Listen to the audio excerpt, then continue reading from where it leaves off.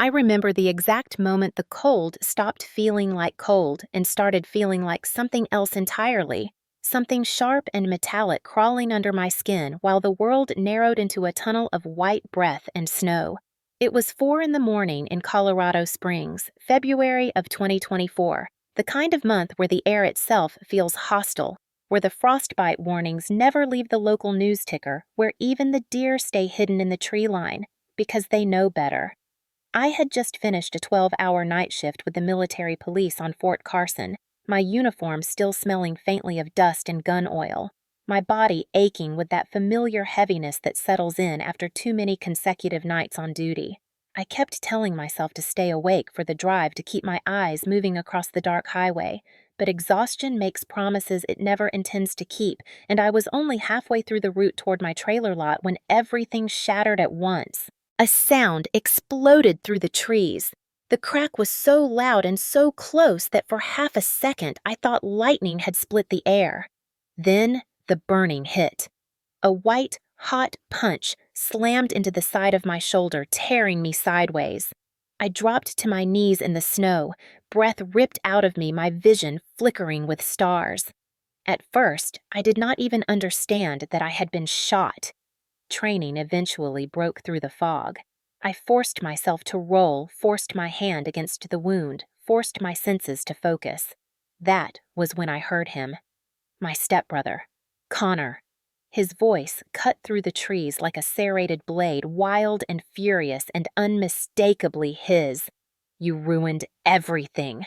The words were so warped by rage that I barely recognized them, but the voice was the same one that had tormented my childhood, the same one that had followed me through every room of our house growing up, the same voice that had whispered threats behind my mother's back. Snow crunched under his boots as he pushed through the brush. Adrenaline surged, washing out the pain for a moment, sharpening every instinct I had spent a decade honing. I forced myself to move before he could see where I had fallen. My palm landed on the frozen ground, numb and shaking, and I pushed off just enough to roll behind a pine trunk, hiding my silhouette. Connor fired again. Bark exploded inches from my head. I reacted without thought, the way the Army had trained me, the way survival demanded. I lunged forward, grabbed his wrist, twisted hard enough to make him curse and drop the gun. It hit the snow with a metallic thud. His elbow slammed into my ribs, knocking the air out of me, but I held on long enough to send him stumbling backward. When he hit the ground, I staggered away, clutching my bleeding shoulder, my boots slipping on ice as I forced myself to run. The closest house was Gregory Whitford's, my stepfather, the man who had raised Connor, the man who had promised my mother he would protect us, the man who had always looked at me like I was an intruder in my own home. Still, it was my only chance. My vision kept tilting. Every step sent a hot pulse down my arm. Snow soaked through my uniform, freezing instantly against my skin. I could feel the blood dripping between my fingers, warm against the cold air. The world tilted again, but I made it to his porch, collapsing against the railing as I hammered on the door. "Please, open." I could barely force the words out. My breath fogged the glass window. I could hear movement inside, slow steps, the click of a light switch. Then his face appeared behind the peephole. Gregory. He saw the blood instantly. I watched his eyes widen, watched something flicker there. Not concern, not urgency, something colder. He unlatched the chain lock. For one hopeful second, I thought the door would open. Instead, it stayed exactly where it was. His voice came through the crack flat and steady and cruel in its calmness. "You brought this on yourself." I stared at the wood grain of the door, unable to process. "I am bleeding," I said, pressing my hand harder to the wound, fighting the dizziness clawing at the edge of my vision. He answered even quieter. "You are not dragging me into your mess." Snow kept falling faster now, covering my boots, covering the drops of blood on his welcome mat, covering the last bit of strength I had left. My knees buckled. The porch spun. The last thing I heard before everything went dark was the faint metallic chime of his smart lock clicking shut, sealing me outside. If someone you trusted saw you bleeding and refused to open the door, what would you do? I came to with a hard jolt, the kind that snaps the world back into focus, like someone slamming a door inside your skull, and for a few seconds I did not know where I was or why my teeth were chattering so violently. Then I heard it, the low, grinding rumble of a truck engine reversing through snow. Headlights cut briefly through the tree line to my left, slicing across the dark like a pair of pale yellow eyes, before the sound faded farther down the service road. Connor was leaving. He thought I was dead or dying or too injured to move. The snow under me felt cold enough to burn, and my shoulder pulsed in steady waves, each throb pushing heat out of the wound and into the freezing air. I forced my hand up, pressed my fingers against torn fabric, and hissed through clenched teeth when I felt how wet the cloth was. Blood. Too much. I had minutes at best before the cold and the shock worked together to take me down for good. I flipped onto my back and drew one long breath to steady my mind. Panic kills faster than bullets. That was one of the first lessons they ever drilled into us in military police training. I pushed myself upright, vision tilting, and reached for the small field dressing pouch sewn into the side of my duty pants. My fingers were stiff and barely responsive, but muscle memory did what conscious thought could not. I tore the packet with my teeth, wrapped the bandage tight around the wound pulled until the pressure made my eyes water, and secured it with the metal clip. It was sloppy and rushed, but enough to slow the bleeding, enough to buy time.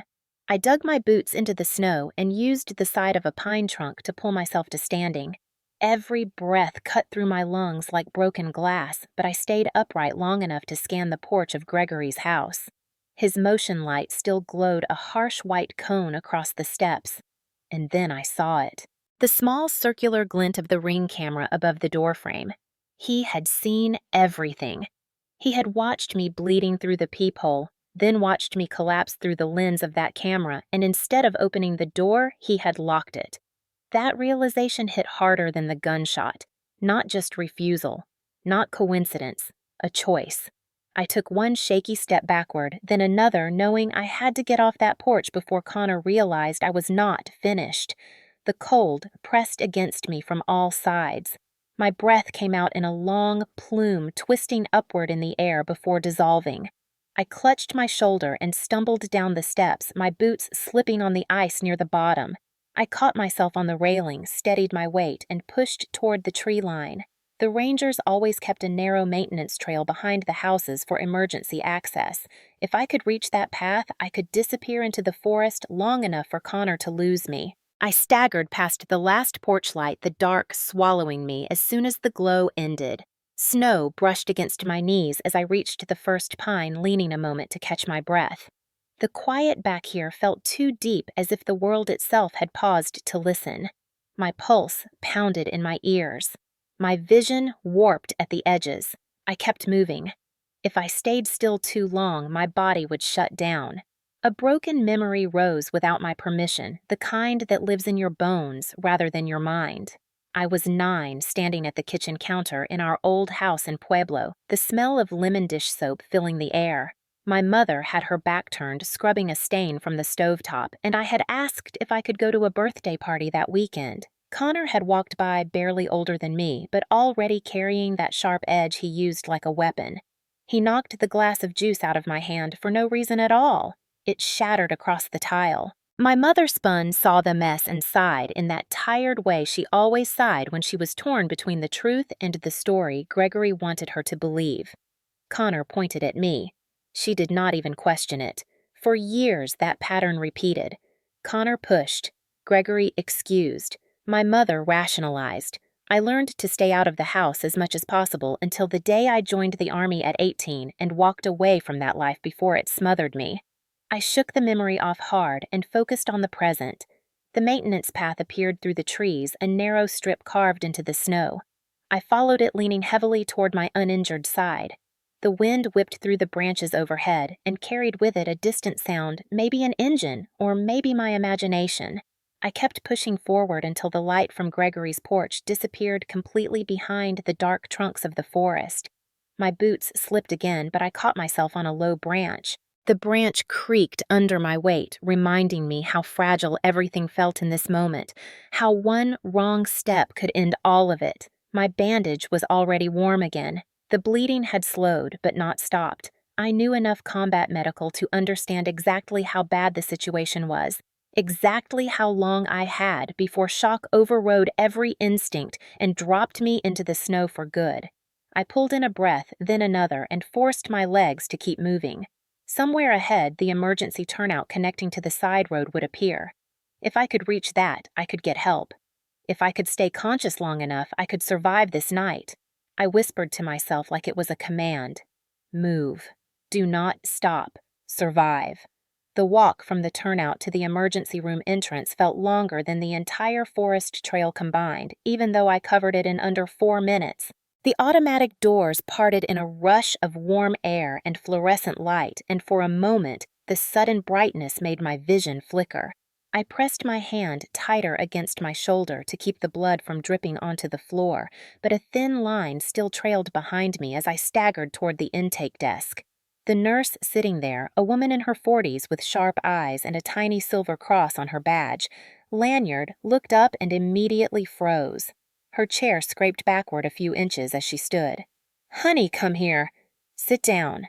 Her voice was calm, but her hands moved fast, grabbing gloves, pressing the alert button on the wall. I sank into the nearest wheelchair because my legs finally decided they had done enough. She pulled my battered ACU jacket aside to inspect the wound and let out a quiet breath that sounded equal parts frustration and concern. "Clean entry. Straight line. No gunpowder residue on your neck. That shot was fired from distance. Are you safe now?" I swallowed against the rawness in my throat. "Yes." "Mostly. Mostly is not safe," she said, narrowing her eyes. A tech arrived with a stretcher and they helped me onto it, rolling me into a triage room. A second nurse clipped a pulse oximeter onto my finger and started cutting the fabric around the wound. The first nurse kept asking questions, her voice low but persistent. "Who shot you? Where did it happen? Who were you with?" My answers were clipped and vague, half because of the pain and half because I did not want the truth spilling out in a place where I could not control the consequences. "It was an accident," I said. "Wrong place, wrong time." Her eyebrow lifted. "That is not what this looks like." I stared at the ceiling tiles, willing my heartbeat to slow down. I knew exactly how this scene appeared to hospital staff. A late-night gunshot wound, clean clothes, controlled bleeding. A woman alone, too many inconsistencies, too many warning signs. Domestic violence flagged itself in their minds long before the words left their lips. When she stepped out to grab supplies, 2 uniformed officers from Colorado Springs Police Department walked in. The taller one with a trimmed beard and tired eyes introduced himself as Officer Briggs. His partner remained leaning against the door frame, one hand resting casually near his holster. "Miss, we got a report of a possible shooting nearby. Can you tell us what happened tonight?" My pulse kicked harder. I kept my face still. I already told the nurse. It was an accident, a hunting shot. Wrong direction, wrong time. Briggs tapped his pen against his notebook. "In February, in a neighborhood with no open hunting zones within 15 miles. I said nothing. He studied me with the kind of patience that comes from years of watching people talk themselves into deeper trouble. He tried again. "Look, we are not here to pressure you, but if someone did this intentionally, we need to know. People do not get shot at 4 in the morning by coincidence." The truth rose to my lips, sharp and heavy. Connor firing through the trees. Gregory locking the door. Snow freezing on my eyelashes, but I forced it all back down. I have command responsibilities. If I say too much, I drag the unit into it, and I already knew how it would look. Military police staff sergeant involved in a family shooting. Rumors alone could damage more than my career. Briggs exhaled like he could sense the wall I had built. He flipped the notebook shut. "We will file the report based on what we have. But if you remember anything at all, call us." They left quietly. The door clicked behind them. That should have been the end of it for the night, but fate has a talent for rearranging the board exactly when you think you have figured out how to hide the pieces. A doctor stepped inside, adjusting his glasses, scanning the chart the nurses had started. He wore civilian scrubs, but as soon as our eyes met, something shifted in his expression. "Staff Sergeant Dalton." His tone sharpened with recognition. I blinked, trying to place him. He gave a small nod. Captain Reeves, 3rd Brigade Support Battalion. I treated one of your soldiers last year. You brought him in yourself. And just like that, the thin line separating my military life from my personal nightmare dissolved. He looked at the wound again, slower this time, then set the chart aside. I am calling CID. The words dropped like stones inside my chest. No, you do not have to do that. I am required to when an active duty MP arrives with a gunshot wound under suspicious circumstances. The nurses exchanged glances. Reeves continued, his voice steady but firm. You know the protocol. And he was right. I knew the policy as well as he did. Gunshot wound plus evasive answers plus visible signs of fleeing a scene equals mandatory reporting to Army Criminal Investigation Division. He moved to the corner of the room to make the call, and I closed my eyes because there was nothing left to do but wait. Minutes later, the muffled vibration of heavy boots in the hallway announced their arrival. 2 CID agents stepped into the triage room, their presence filling the space with quiet authority. The woman in front flashed her badge. Staff Sergeant Dalton, we need to ask you some questions regarding tonight's incident. My stomach tightened. I had avoided the truth for exactly 43 minutes. But here, in the sterile light of the ER with CID watching me and blood drying on my sleeve, it became clear there was no hiding left. Not from them, not from myself, not from what Connor had done, not from what Gregory had chosen. The real case had just begun. The CID agents moved with the quiet precision of people who already suspected more than they were saying. The woman who had shown her badge pulled a chair to the side of my stretcher, while her partner, a stockier man with close-cropped hair, stood near the monitor as if absorbing every detail of the room. She introduced herself as Special Agent Harper. Her voice was steady, not unkind, but built from the kind of discipline that leaves no room for evasive answers. Her partner, Agent Ruiz, nodded once and began jotting notes. Staff Sergeant Dalton, we understand you have had a long night, but we need your account of the incident as clearly as possible. The clock on the wall read 5:02 a.m. I had been awake for almost 22 hours, bleeding, freezing, fighting, lying, and now I was caught in the one place where half-truths did not survive long. I took a shallow breath. It was an accident. A stray shot from someone hunting in the trees near the service road. Wrong angle, wrong moment. I barely finished the sentence before Ruiz's eyebrow lifted in a subtle arc that told me he was filing the words under questionable.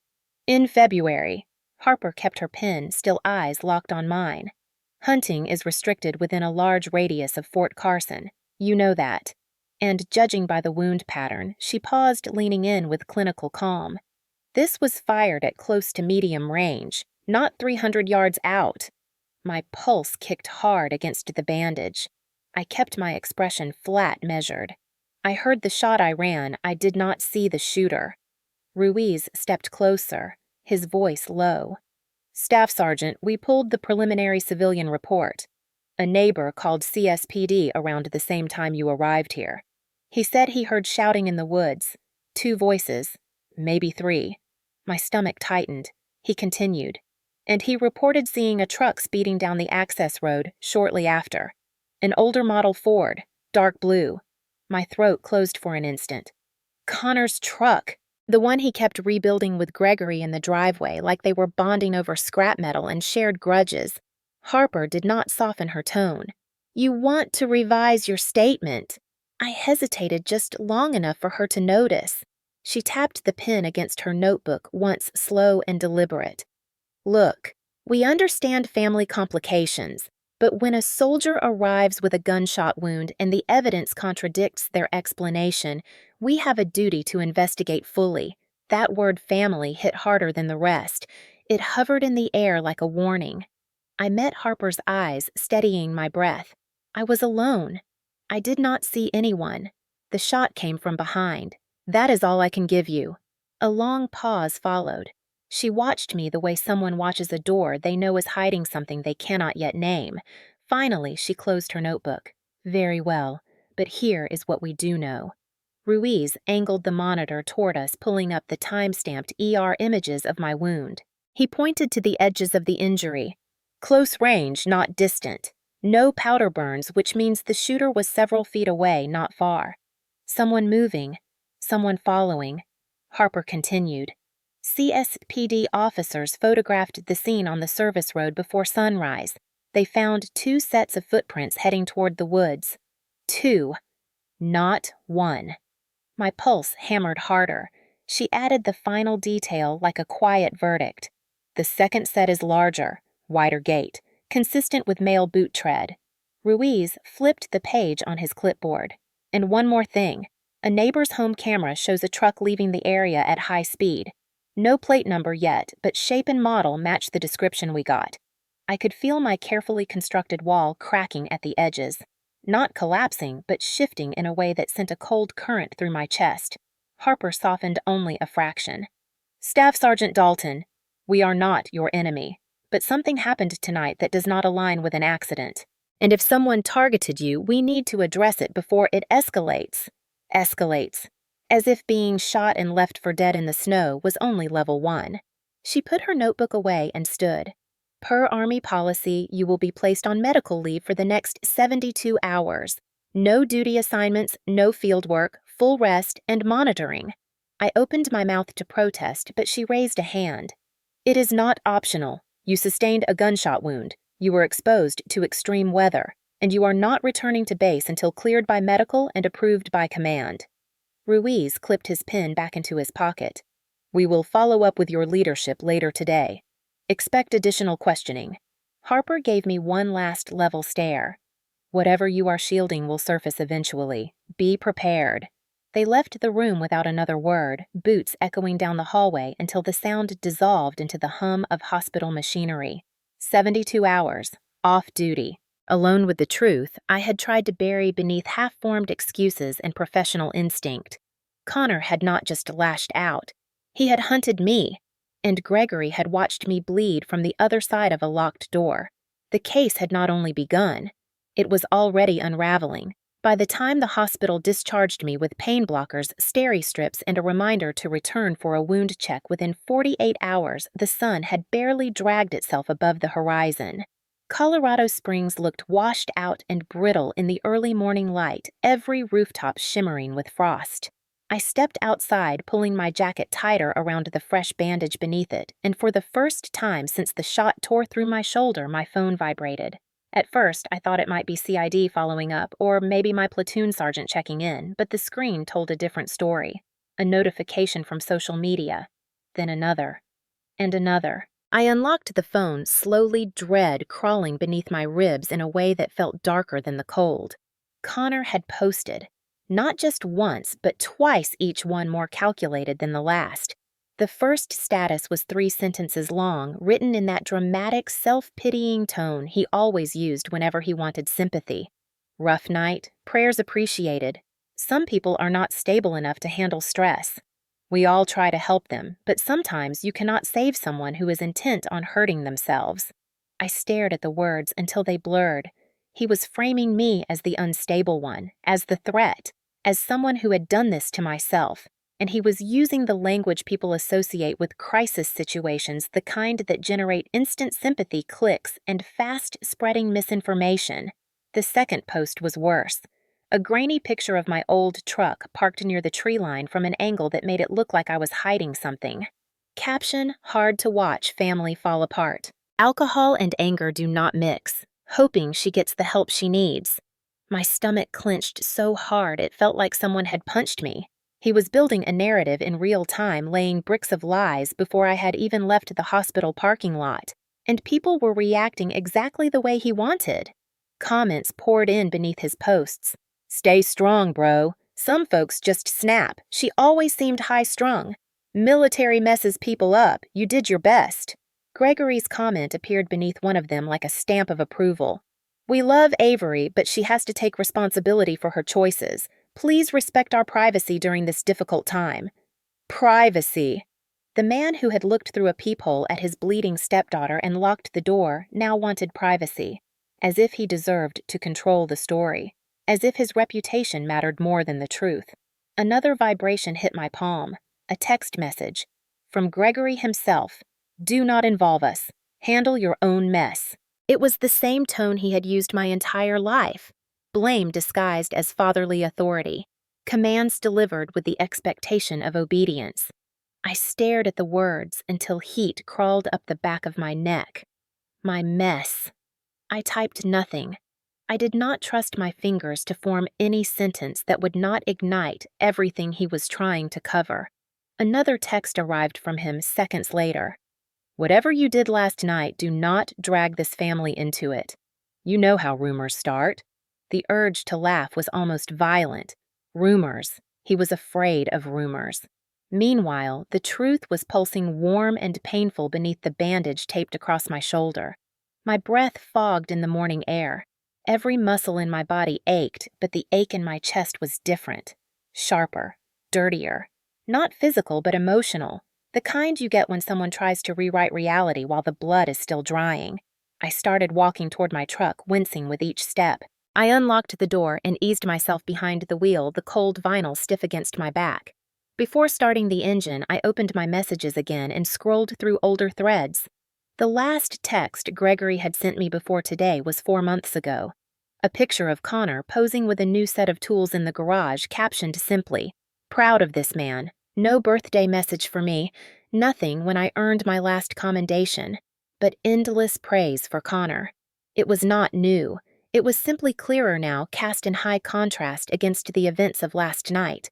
I started the truck and sat there a long moment before shifting into drive. My phone buzzed again. I almost ignored it until the preview line showed Connor's name. "You better not start drama, Avery. We already told people what happened." The lie was already spreading. I could see it playing out. By tonight, his version of events would reach people who had no idea who I really was. And they would believe him because it was easier to believe a packaged story than to imagine a man hunting his stepsister through a forest at 4 a.m. I drove away from the hospital, slowly gripping the wheel with my uninjured hand. As the base of Cheyenne Mountain came into view ahead of me, another realization settled deep into my bones. Connor was not acting alone. He never acted alone.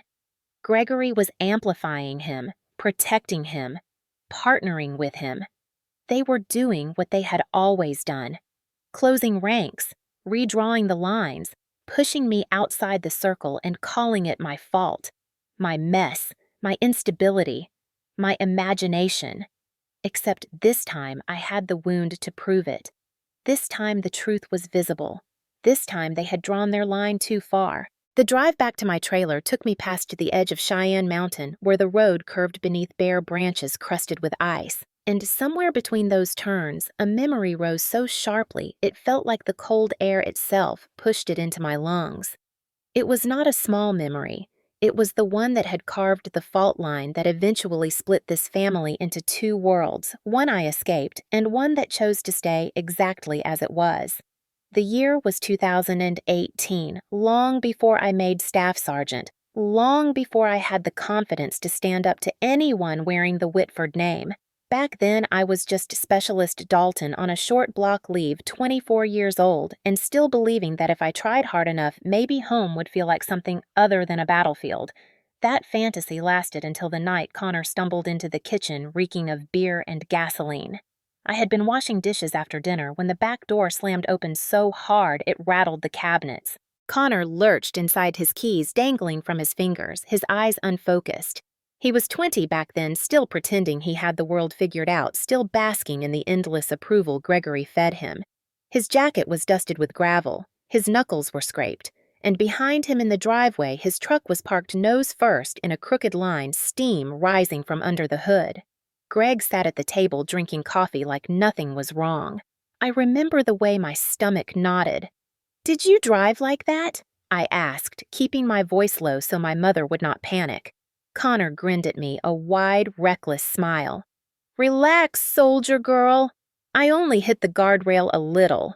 I looked past him through the window. The guardrail dent was clear from the driveway. There were no cars behind him, no police lights flashing, no one coming to take responsibility. He had walked away from whatever he had done like he always did. If he goes back out there, someone is going to die. That was the only thought that made sense. I reached for my phone. Greg's voice snapped across the kitchen.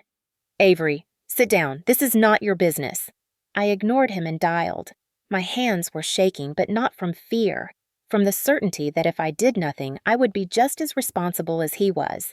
When the dispatcher answered, I reported a suspected DUI provided the make and model the road he had come from and the fact that he had struck property. I hung up before Greg could snatch the phone out of my hand. The room exploded. Greg stood so fast his chair skidded across the tile. "What did you just do?" he shouted, his face flushing red. Connor swore loudly, running a hand through his hair. My mother came rushing in asking what happened, and when Greg told her when he said Avery just tried to ruin Connor's life, I watched her face collapse into that familiar mixture of fear and frustration. "Avery," she whispered, "why would you do that? He could lose his license. He could get arrested." The police sirens reached the house within minutes. I stayed on the porch while the officers questioned Connor. He failed the breath test. When they cuffed him and walked him toward the cruiser, he glared at me with a hatred so sharp it felt like it could slice skin. "You think you are better than me?" he hissed as they put him inside the back seat. "You wait. You will regret this." Greg stood beside me in the doorway, jaw tight. "You did not protect this family. You embarrassed it." My mother cried into his shoulder.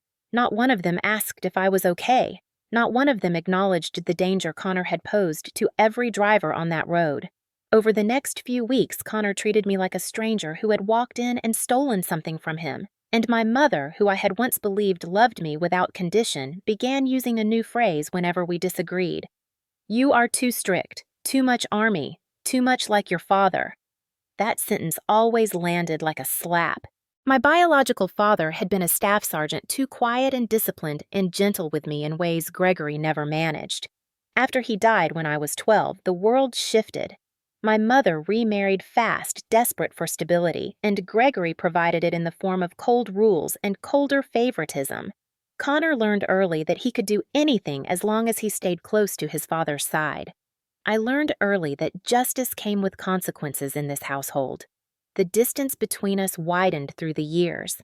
By 17, I could not eat dinner without someone criticizing my posture or my tone or my schedule. By 18, I knew the only way out was to leave entirely. The Army became my escape plan, my lifeline, the only door that promised a world beyond suffocation. I remember packing my bags and setting them by the front door. My mother watched from the hallway, her hand pressed to her neck. Connor leaned against the counter, smirking. Greg did not even look up from his phone. No one stopped me. No one wished me luck. The silence felt like a verdict. When the recruiter picked me up that morning, I did not look back. Not once. Yet even distance cannot erase the past when the past is determined to hunt you. Driving away from the hospital now, years later, the old memory settled beside the fresh pain in my shoulder. Connor's hatred had not begun last night. It had been fermenting since the day I chose responsibility over silence, and Gregory's loyalty had always been fixed in one direction, not toward truth, not toward fairness, toward Connor, always Connor. It was the same story replaying itself with sharper pieces, only this time the stakes were higher. This time, someone had pulled the trigger. By late morning, the painkillers had dulled the stabbing in my shoulder to something manageable, a deep, rhythmic throb that reminded me with every movement that I was not healed, not safe, not done. But there was one thing I still had to do before I could even think about the next step. I had to talk to my mother. Even after everything, even after the locked door, the lies online, the years of blame twisted into responsibility, a part of me still hoped she might at least listen. Not believe, not defend, just listen. Her house sat on a quiet street in the older part of Colorado Springs, a neighborhood of ranch-style homes with trimmed hedges and driveways that looked identical in every direction. I had not been there in months. As I pulled up, her car sat in the driveway, but the curtains were drawn just enough to make the living room look dim from the outside. I stepped out of my truck, wincing as the cold air hit my shoulder. When I knocked, the door opened almost instantly, as if she had been waiting behind it. Phone in hand, breath tight. "Avery," she said, voice trembling not with worry, but with something hardened. "What did you do?" The question hit like a shove. Not, "Are you all right?" Not, "You look hurt, come in." Just accusation. I swallowed, stepped inside, and closed the door behind me. Mom, I need you to hear me out. I was shot. She flinched, but only for a second. Gregory told me you were exaggerating. He said you are trying to make him look bad to get sympathy. Heat rose under my skin, the kind that comes from disbelief so sharp it borders on physical pain. Sympathy. I pulled the collar of my jacket aside so she could see the bandage, the bruised skin, the swelling where the round had torn into me. This is real. I was attacked. She stared at the bandage as if it were some trick of the light. Yesterday I heard you arguing with him, she whispered. You have always had a temper. Maybe you scared Connor. Maybe this was some kind of accident. Temper. The word echoed inside my mind like a cracked bell. I had been disciplined, focused, controlled. Temper was Connor screaming drunk at 2 a.m. or throwing things in the kitchen while Greg justified it as stress. But in this house, narratives bent toward Gregory's version of events. Always. Mom, I said slowly. Connor tried to kill me. I saw it in his eyes. He ambushed me. He shot me. I barely made it to the house. She took a step backward, shaking her head, eyes glassy. No. Gregory said you showed up in the middle of the night making up stories. He said you have been unstable since those long shifts. He said you might have fired the gun yourself. The air went thin around me. You think I shot myself? She hugged her arms around her chest like she was cold. Avery, people do strange things when they are overwhelmed. He said you might be imagining parts of this. The betrayal landed with such force that I actually had to grip the edge of the counter to steady myself. Imagining, as if the bullet hole was a hallucination, as if the blood in the snow had been fiction. I opened my mouth to speak, but movement outside the window made both of us turn. Connor. He was crossing the street toward the house, moving fast, shoulders squared, jaw tight, eyes locked on me like a predator who finally spotted the wounded animal. My pulse spiked. Mom, get back. But instead, she whispered his name like a prayer. Connor? It is fine, she said, stepping toward the door. She was still speaking when he shoved it open. You lying piece of trouble, he shouted, his voice cracking with rage. You tell CID I did it and I will. He lunged at me. Instinct snapped through my body before fear could. I stepped sideways without thinking, letting his momentum drive him forward past me. His shoulder slammed into the wall instead of mine. I backed up, raising my uninjured arm in a defensive posture. Do not come near me. He spun again, wild-eyed, ready for a second try. But this time, something unexpected cut through the moment. A shout from across the street. Hey! Knock it off! A neighbor, a man I vaguely recognized from childhood visits, stood on his front lawn holding his phone pointed at us. He was recording, and he was not alone. Another neighbor farther down the sidewalk had stepped outside, phone raised as well. Connor froze. For one split second, the realization flashed across his face. He was being filmed. Not by me. Not by someone he could accuse of staging. But by people who had nothing to do with our family, people who had witnessed the raw truth with their own eyes. He cursed under his breath, backed away, and stormed down the steps toward his truck. Tires squealed as he pulled out of the street, the engine growling. My mother turned toward me slowly, her face pale. Avery, you should not have provoked him, she whispered. Something inside me broke cleanly, not violently. Not loudly, just broke. There was no part of this house left for me, no version of this family where truth mattered more than Gregory's lies or Connor's rage. I stepped back, opened the door, and walked out into the cold, without another word. Behind me, I heard my mother calling my name, but her voice sounded far away, like it was moving in the opposite direction of where I needed to go. The neighbors were still outside, their expressions shifting between concern and shock.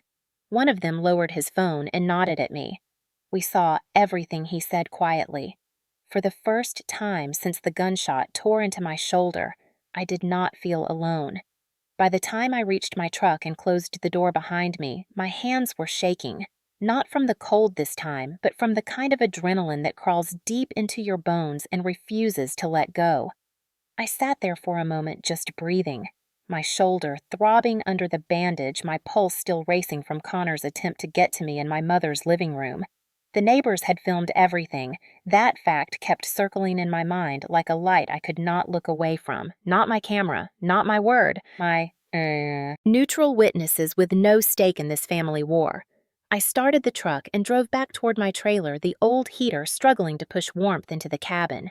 When I pulled into my lot, my phone buzzed so persistently I thought it might fall off the seat. At first, I assumed it was CID, or maybe someone from my unit checking in, but when I glanced at the notifications, a different truth surfaced. Community alert, new video, posted in Hillside Springs Neighborhood Watch Group. Someone had uploaded the footage. My stomach flipped as I tapped the link. The video opened with Connor charging across the street, his voice rising, his body language aggressive enough that anyone watching would feel the threat before hearing the words. Then the camera shifted and I appeared in the frame, stepping back, deflecting, trying to avoid contact while my mother hovered uselessly between us. The angle was clear. The sound was clear. The intent was unmistakable. Under the video, the comments had already exploded. Some were outraged. That guy is dangerous. She was defending herself. Someone better call the police. Others came from accounts I recognized as people who followed Gregory and Connor. She always acts dramatic. He was just trying to talk to her. Looks like she overreacted. Classic Avery. People I had known since childhood were arguing in real time, splitting into the same two camps that had defined our family for years. Truth on one side, manufactured sympathy on the other. A new notification popped up. Connor had commented on the video. Now the performance began. "Sorry about this, folks," he wrote. "I only went over to talk to my sister. She has been going through a lot and misread the situation. Please respect our privacy." My jaw clenched. The comments under his statement flooded in fast. "Hang in there, man. Mental health is tough. Praying for your sister. You handled that well." And then scattered between them a few sharper voices. "She did not misread anything. We saw you charge her. Stop lying. It would have been almost satisfying if the situation were not so nauseating." I locked the truck and went inside my trailer, dropping onto the edge of the couch. My body felt heavy, weighted down by more than physical pain. This was the first exposure moment, the first crack in their story. And if there was one thing the internet never allowed, it was a crack without someone pushing to see what was underneath. My phone buzzed again this time with a message request from someone I did not know. The profile picture showed a woman in her mid-30s, dark hair, pulled back, no mutual friends. I hesitated for a second and then opened it. The message was short. "I saw the video. I do not know you, but I know him." My breath stalled. Another message followed almost immediately. "I have footage from years ago on my old security system. He hurt your mother once. She never told anyone." My hand tightened around the phone. The room felt suddenly too quiet. Before I could respond, she sent a video file. I tapped it, expecting something blurry or useless, but what opened made my chest constrict. It was older, maybe from 2019, judging by the date stamp in the corner. The quality was grainy but clear enough. The angle pointed toward a driveway. My mother stood near her car, arguing with someone just outside the frame. Then Connor stepped into view. He moved fast, shouting something muffled by distance. She tried backing away. He grabbed her arm hard enough to pull her sideways. She cried out. He shoved her against the door of the car. The woman filming had whispered something like, "Oh my God," before the footage cut off. My breath hitched. I replayed it once. Then again. I remembered that month. My mother showing up at a family event with a bruise she claimed came from falling down the stairs. Gregory brushing off any concern. Both of them refusing to talk. And now, here it was. Proof. Proof they had buried to protect him. Proof they had lied for him. Proof they had chosen him over truth again and again. A final message came from the woman. I did not know who to send this to back then, but seeing what he did today made me sick. Use it if you need it. I sat back against the couch, closing my eyes for a moment. The picture was no longer blurry, the truth no longer tangled. Connor had been violent for years. Gregory had enabled him, and my mother had chosen silence every time. The internet was already divided, but the evidence was building, and once evidence started spreading, lies had a much harder time surviving. The first public fracture had formed, and it would not be the last. I sat there for a long time, the dim afternoon light slipping through the blinds in thin gray stripes, while the truth settled into my bones like a weight I could finally identify. I was done hiding, done minimizing, done hoping someone in that family would wake up and choose decency. They had made their choice years ago. Last night was simply the moment they stopped pretending. I took one long breath and stood ignoring the stiff pull in my shoulder. This was no longer about survival. This was about justice. Real justice. Military justice. The kind that leaves paper trails and consequences no livestream apology can erase. The first thing I did was pull out a notepad and write 2 words at the top of the page. My story. Then I began listing everything Connor and Gregory had done. Not the sanitized versions they preferred, but the truth stripped down to its bones. Evidence. That was what CID needed. Not emotion, not context, facts. So I began gathering them one by one. First came the messages. I opened my phone and scrolled back through the recent threads. Gregory's command not to involve them. Connor's warning tone. The attempt to rewrite the narrative before I even had time to breathe. I screenshotted everything, labeling each one in a folder titled February Incident. Next were the voicemail files. My thumb hovered over the first one before playing it back. It was from Gregory, his voice low and tense. "You better fix this before it gets out of control, Avery. We are not protecting you if you keep making things worse. Not a single question asking if I was safe. Not a single line expressing concern about the gunshot wound he saw with his own eyes. Just a man protecting his son from the consequences of attempted murder." I recorded the voicemail with screen capture and filed it. Then I opened the camera roll and photographed my shoulder the way they taught us in basic forensic documentation. 4 angles, 2 distances, a timestamp showing the exact moment each photo was taken. The bruise pattern alone disproved their claim. No self-inflicted wound looked like that. No staged accident left a burn mark on the skin where the round tore fabric and flesh. My hands trembled, but not from fear. Not anymore. From determination. Revenge was not always about retaliation. Sometimes it was about truth held up so plainly that denial became impossible. Sometimes the most devastating revenge came from allowing people to destroy themselves with the very lies they tried to use against you. Once all the evidence sat neatly arranged in my laptop folder, I added the video the stranger had sent. I watched it again, not because I needed to, but because part of me wanted the emotional fuel it gave me. Connor hurting my mother, Gregory covering it up, me being blamed for things I never did while their violence was erased because it was inconvenient. That video stripped the last strand of doubt out of my mind. It was time. I zipped the folder, renamed it Whitford Case, and saved it to both my laptop and a portable drive. Then I grabbed my jacket. Pain shot through my shoulder when I slid my arm into the sleeve, but I gritted my teeth and kept moving. I drove to Fort Carson with the heater blasting the cold air outside, biting against the windshield in thin, white layers. The base gates came into view, and the MP on duty waved me through the moment he saw my ID. Familiar buildings rose on either side of the road as I made my way toward the CID office. When I walked in, the air shifted. 2 agents looked up from their desks and recognized me instantly. Agent Harper stepped forward. She scanned my face, then her gaze dropped briefly to my shoulder before she motioned me into an interview room. We sat across from each other again, but this time something felt different. I was not hiding. I was not afraid of the truth coming out.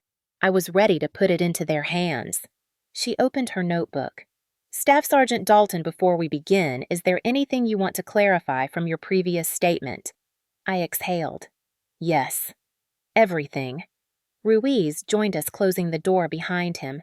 The quiet click of the lock felt symbolic. A beginning. I pulled the portable drive from my pocket and slid it across the table. Ruiz plugged it into his laptop. Harper watched me closely. "When you asked earlier who shot me, I lied. It was Connor, my stepbrother. He ambushed me near the forest access road behind Gregory Whitford's property." Harper's expression did not change, but she straightened almost imperceptibly. "And Gregory saw you wounded and refused aid." "Yes."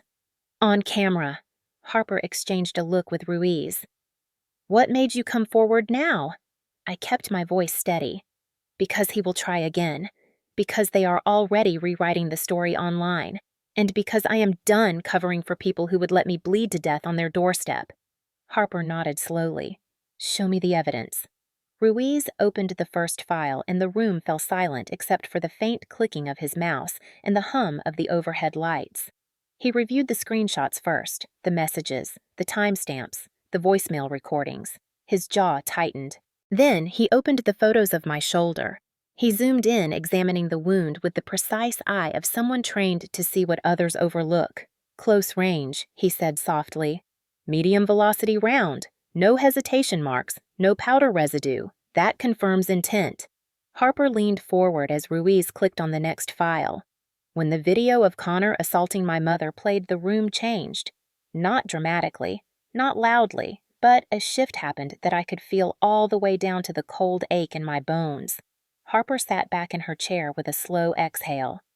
This is domestic violence history. Documented, hidden, covered. She lifted her eyes to mine. This strengthens your case significantly. Ruiz closed the laptop. Staff Sergeant Dalton, based on this evidence, we are opening an official case. Attempted murder, domestic violence, conspiracy to obstruct, potential falsification of statements. This is no longer a simple family conflict. It is a federal-level military-affiliated case. Harper folded her hands on the table. We will coordinate with Colorado Springs PD and the district attorney. Connor and Gregory will be investigated formally. They may be taken into custody pending further review. You did the right thing coming in. A strange numbness spread through my chest. Relief so sharp it bordered on pain. Harper studied me a moment longer. You need to understand something important. When men like Connor realize they no longer control the narrative, they often react unpredictably. You are to return to base housing or remain in a secure location. No contact with either of them. No responding to any messages. Do you understand? I nodded, but she was not finished. And one more thing. If they reach out to you again, whether in anger or apology, bring it directly to us. Attempts to interfere with an active federal investigation carry severe consequences. When I stepped outside the CID building, the sun had dipped low behind the mountains, casting gold light across the parking lot. My breath fogged in the air, but for the first time since the gunshot, the cold felt different. Not threatening, clarifying. Connor and Gregory had wanted a narrative war. They had expected me to fold the way I used to when I was young and naive and desperate for my mother's approval. But this time I had evidence. I had CID. I had truth. And now the case file had an official label: attempted murder, domestic violence. Their fear had already begun, and my revenge story had officially started. The next morning began with the kind of stillness that feels staged, the sort of quiet that settles right before a storm rolls in and strips everything bare. I woke to the faint ache in my shoulder and the sharp buzz of my phone vibrating against the nightstand. At first, I thought it might be CID again or someone from my unit checking in about my medical status. But the preview line on the screen made my stomach drop. Gregory Whitford has started a live stream. My thumb hovered above the notification for 3 full seconds before I tapped it. The video opened with Gregory sitting at his kitchen table in that self-righteous posture he always used whenever he wanted sympathy. Behind him, the blinds were partly drawn, casting striped shadows across the room like prison bars. He wore the same navy flannel he always put on when he wanted to look like a harmless working-class father, instead of the man who watched me bleed through a peephole. His voice came out slow and heavy, as if he had been rehearsing every line. Folks, I never wanted to bring family issues to the internet, but after the lies Avery has been spreading and the police questioning we have endured, we cannot stay silent anymore. Lies. My jaw clenched so hard I felt the pressure in my teeth. The camera angled wider, and Connor appeared next to him, hair-combed, face deliberately solemn. He had even put on a soft gray sweatshirt, the kind he knew made him look younger, more vulnerable. Gregory continued. Avery has been struggling for a long time. We tried to get her help, but she refuses it every time. She is dealing with PTSD from her job. She is not stable. A chill rippled down my spine. I had expected them to deny. I had expected them to lie. But I had not expected them to weaponize the one thing soldiers are terrified to be accused of faking or exaggerating for personal narrative PTSD. Connor leaned forward, his voice quiet but performative. We love her. We always have. But she imagines things that are not real. She had another episode 2 nights ago. She thinks I shot her, and when she showed up at our door screaming Dad was scared. Dad! He said it like a 5-year-old seeking validation from the camera. Gregory let out a long sigh, placing his hand over Connor's as if completing the tableau. We are asking for prayers, for understanding. The military did something to her. It messed her up. And she is trying to drag us down with her. The anger struck so fast it felt like a punch. My fingers tightened around my phone until my knuckles went cold. Messed her up. They were blaming the Army now.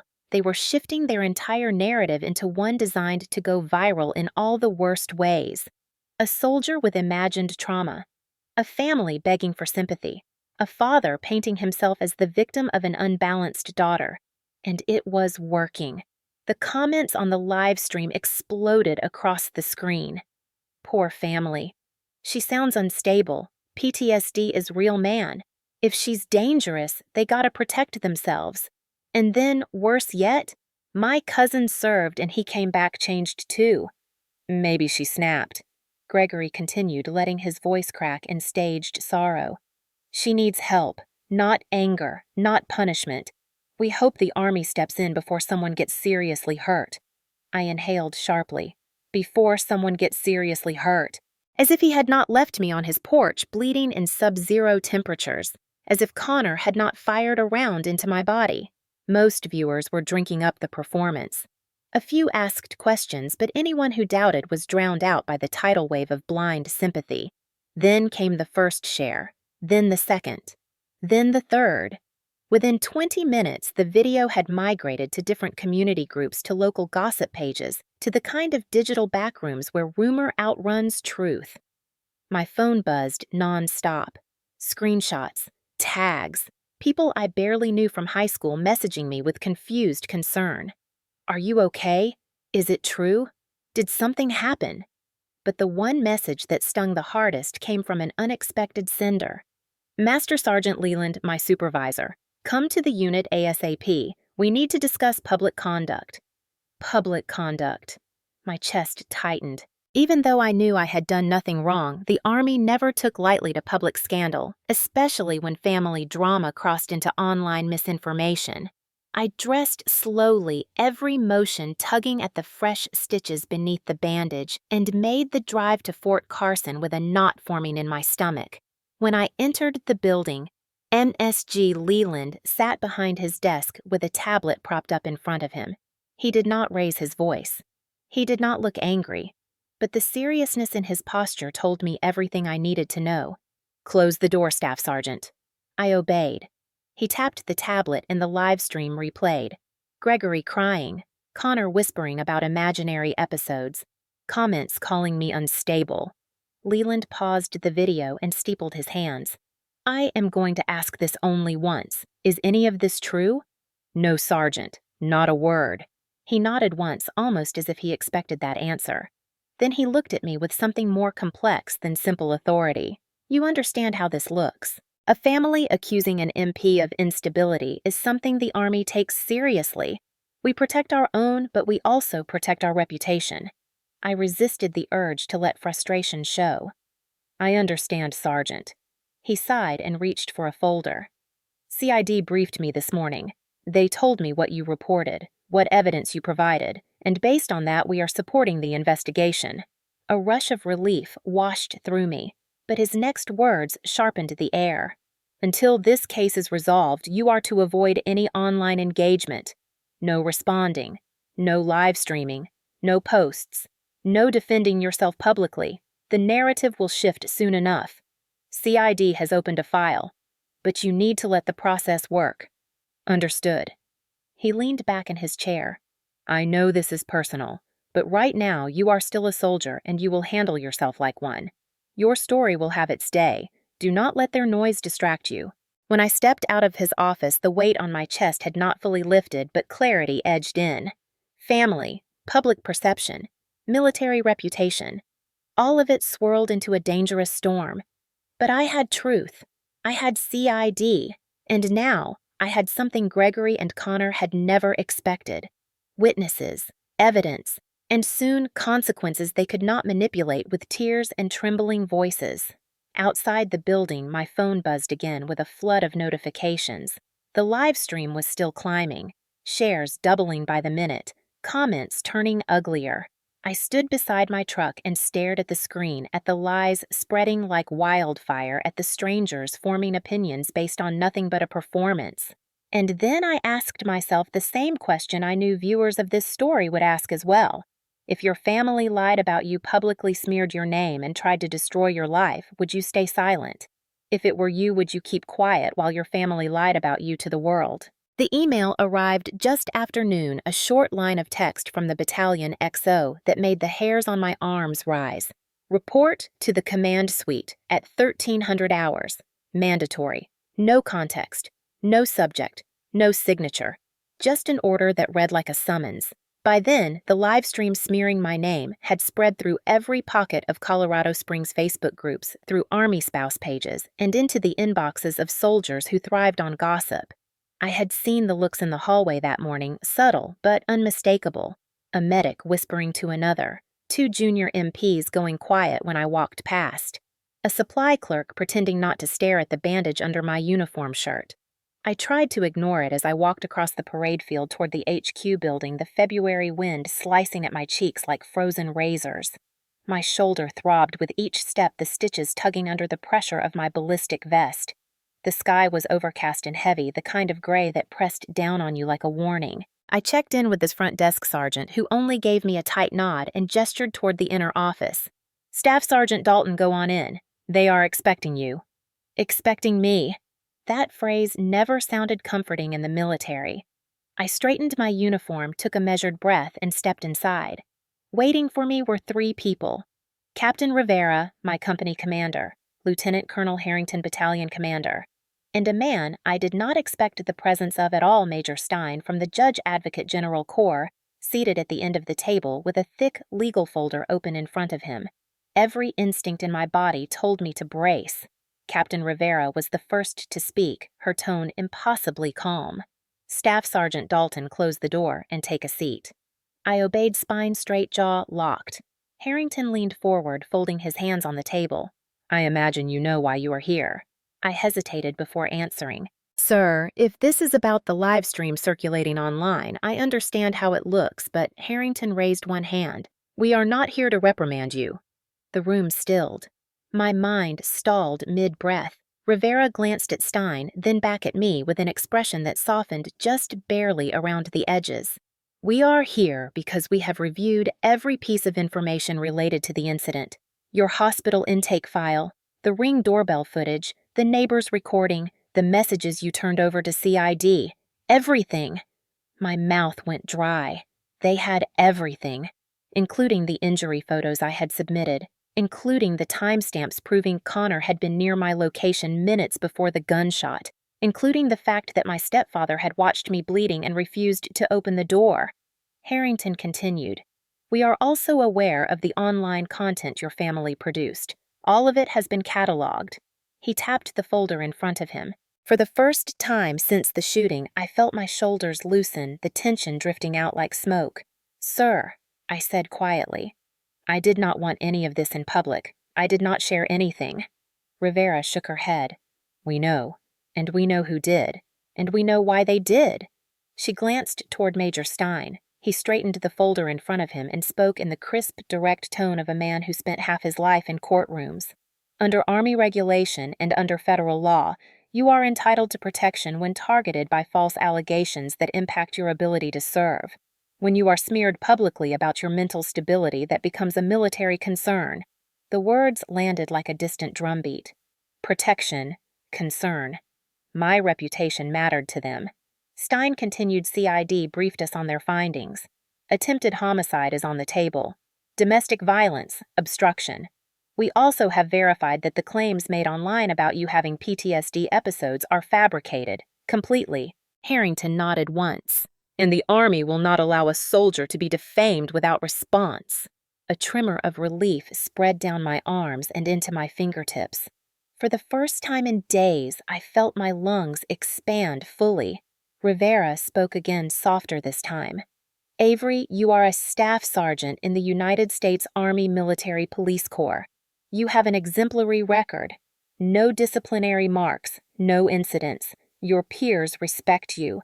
Your evaluations show consistent excellence. We are not letting a pair of civilians with an agenda destroy the reputation you built. My chest tightened unexpectedly, emotion rising in my throat. I swallowed hard. Thank you, ma'am. She nodded. Now Major Stein has some next steps to walk you through. Stein adjusted his glasses. First, the Army will be assigning a JAG representative to your case. You do not have to fight this alone.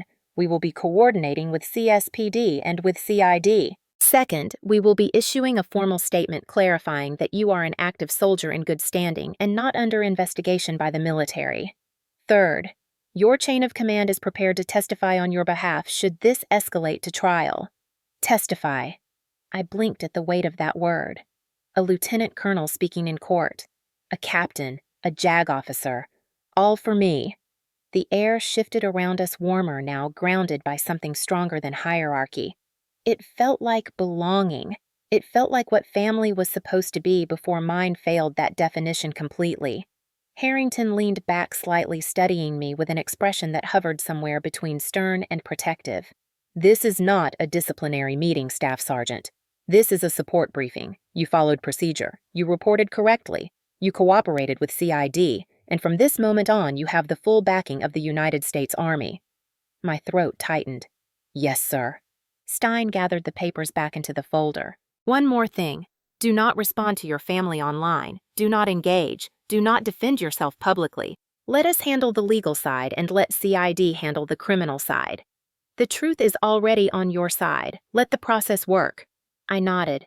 Understood. Harrington stood. Meeting dismissed. But Avery... I paused mid-step. He held my gaze. We will handle the battlefield from here. You focus on healing. You focus on surviving. Not many people walk away from what happened out there. I swallowed the lump forming in my chest. Thank you, sir. When I stepped out of the office, the hallway felt different somehow. Less threatening. Less heavy. Soldiers moved around me the same as they always had, but this time I did not feel small under their watchful eyes. I felt anchored, supported, seen. Outside the building, the winter air cut across my face, and I paused, looking toward the mountains stretching dark against the sky. For the first time since Connor pulled the trigger, a quiet certainty settled inside me. I was not fighting this alone. My unit stood behind me. My command believed me. JAG was on my side. And now Connor and Gregory were facing an enemy far bigger than me. They were facing the United States Army. Justice had begun. I was sitting at my small kitchen table that night, the February wind rattling the thin windows of the trailer like someone tapping insistently to be let in when my phone buzzed with an unfamiliar notification. Not a text, not email.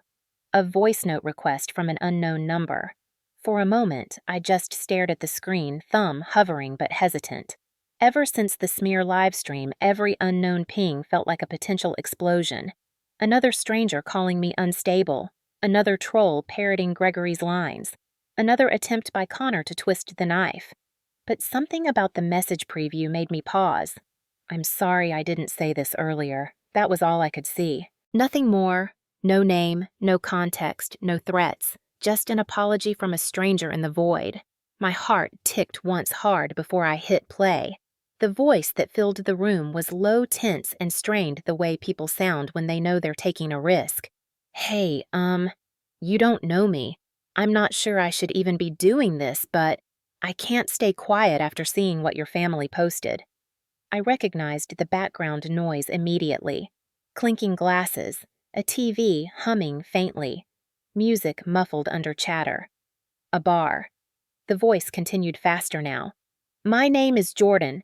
I bartend at the Rusted Keg. Your brother comes in a lot. My breath caught. I sat up straighter, pulse kicking hard against the bandages under my shirt. Connor. The rusted keg was one of those dim, low-ceiling dives off Academy Boulevard, the kind of place people drink to forget their responsibilities, not to socialize. I had driven past it 100 times on patrol, but never gone inside. Jordan exhaled shakily through the speaker. I know I should have said something sooner about what he said, but honestly, I was scared. He hangs with a rough crowd, but after watching that live stream, after seeing him and your stepfather paint you as crazy, no, I'm not letting him get away with this. Something about his conviction made goosebumps rise along my arms. I swallowed as the playtime bar crept forward. This isn't easy to say, but he bragged about you. A lot. And not in a protective way. More like a threat. My throat tightened. Jordan hesitated before continuing. Back in January, before all this, he was here late one night. Drunk. Angry. Slamming shots like he had a score to settle. He kept saying you ruined his life. That you were the reason everyone looked down on him. That the army turned you into some kind of robot who thought she was better than her own family. I rolled my eyes, but the gesture felt hollow. I had heard variations of that rant before, from Gregory, from my mother, from people in that house who thought discipline was arrogance and consequences were personal attacks. The voice dropped lower. Then he said something that scared me. Jordan took a breath that seemed to tremble even through a recording. He said, "One day I'm going to shut Avery up for good." My pulse stopped cold. The room felt smaller, air thinner. My fingers dug into the edge of the table knuckles white. Jordan continued. I didn't know if he was serious or just drunk talk, but the tone, it wasn't a joke. It wasn't anger. It was like he'd already planned it. My stomach turned twisted, then settled with a cold, steady weight. Confirmation, not guesswork, not speculation, intent. Intent mattered more than any accusation or rumor or messy family dynamic. Intent turned suspicion into attempted murder. Jordan's voice wavered. I didn't think he'd actually do something. But when I heard what happened to you and then saw him pretending he was the victim online, no, I'm done being quiet. I'm forwarding a second audio. I recorded him that night. I didn't mean to capture the threat I was recording because he was harassing another customer, but you'll hear it. The voice note ended. Silence filled the room a moment before the second file appeared. My pulse hammered as I pressed play. The bar noise was louder in this recording. A chair scraping, laughter, then Connor's voice, slurred, loud, mean. She thinks she can boss me around like she's better than us, like she's some damn hero. Well, I'll fix that. She won't be talking much longer. Someone off camera laughed nervously. Connor repeated himself. No, really. I'll make sure Avery shuts up forever. I felt the breath leave my lungs. Not metaphorically, literally. My chest stopped. My diaphragm stopped. Everything inside me stopped. Then the recording cut abruptly. I replayed the last sentence 3 times before my brain fully processed it. I'll make sure Avery shuts up forever. Forever. Not a heat-of-the-moment insult. Not a threat yelled during a fight. Not an accident. A premeditated promise. And now I had it. In his voice, his tone, his words. Evidence he could never explain away. Evidence CID would seize. Evidence prosecutors would use. Evidence that would put him exactly where he belonged. My hands were shaking when I picked up the phone and texted Jordan back. Thank you. You did the right thing. His reply came instantly. Please make sure he can't hurt anyone. A second message followed. And please don't say my name yet. I nodded instinctively, even though he could not see me. Your identity is safe. I promise. Now the path was clear, straight, unavoidable, and irreversible. I gathered everything into a single file on my laptop.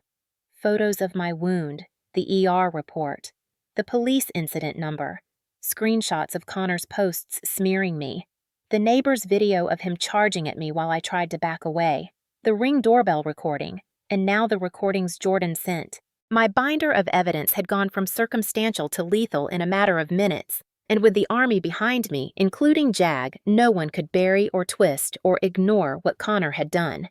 At 0700 the next morning, I walked into the CID office with my shoulders squared and my chin lifted just enough to hide the tremble in my jaw. Agent Morales greeted me at the door. He looked tired, focused, determined. Exactly what I needed. "You said you had more evidence, Staff Sergeant." "Yes, sir." His eyes sharpened at the seriousness in my tone.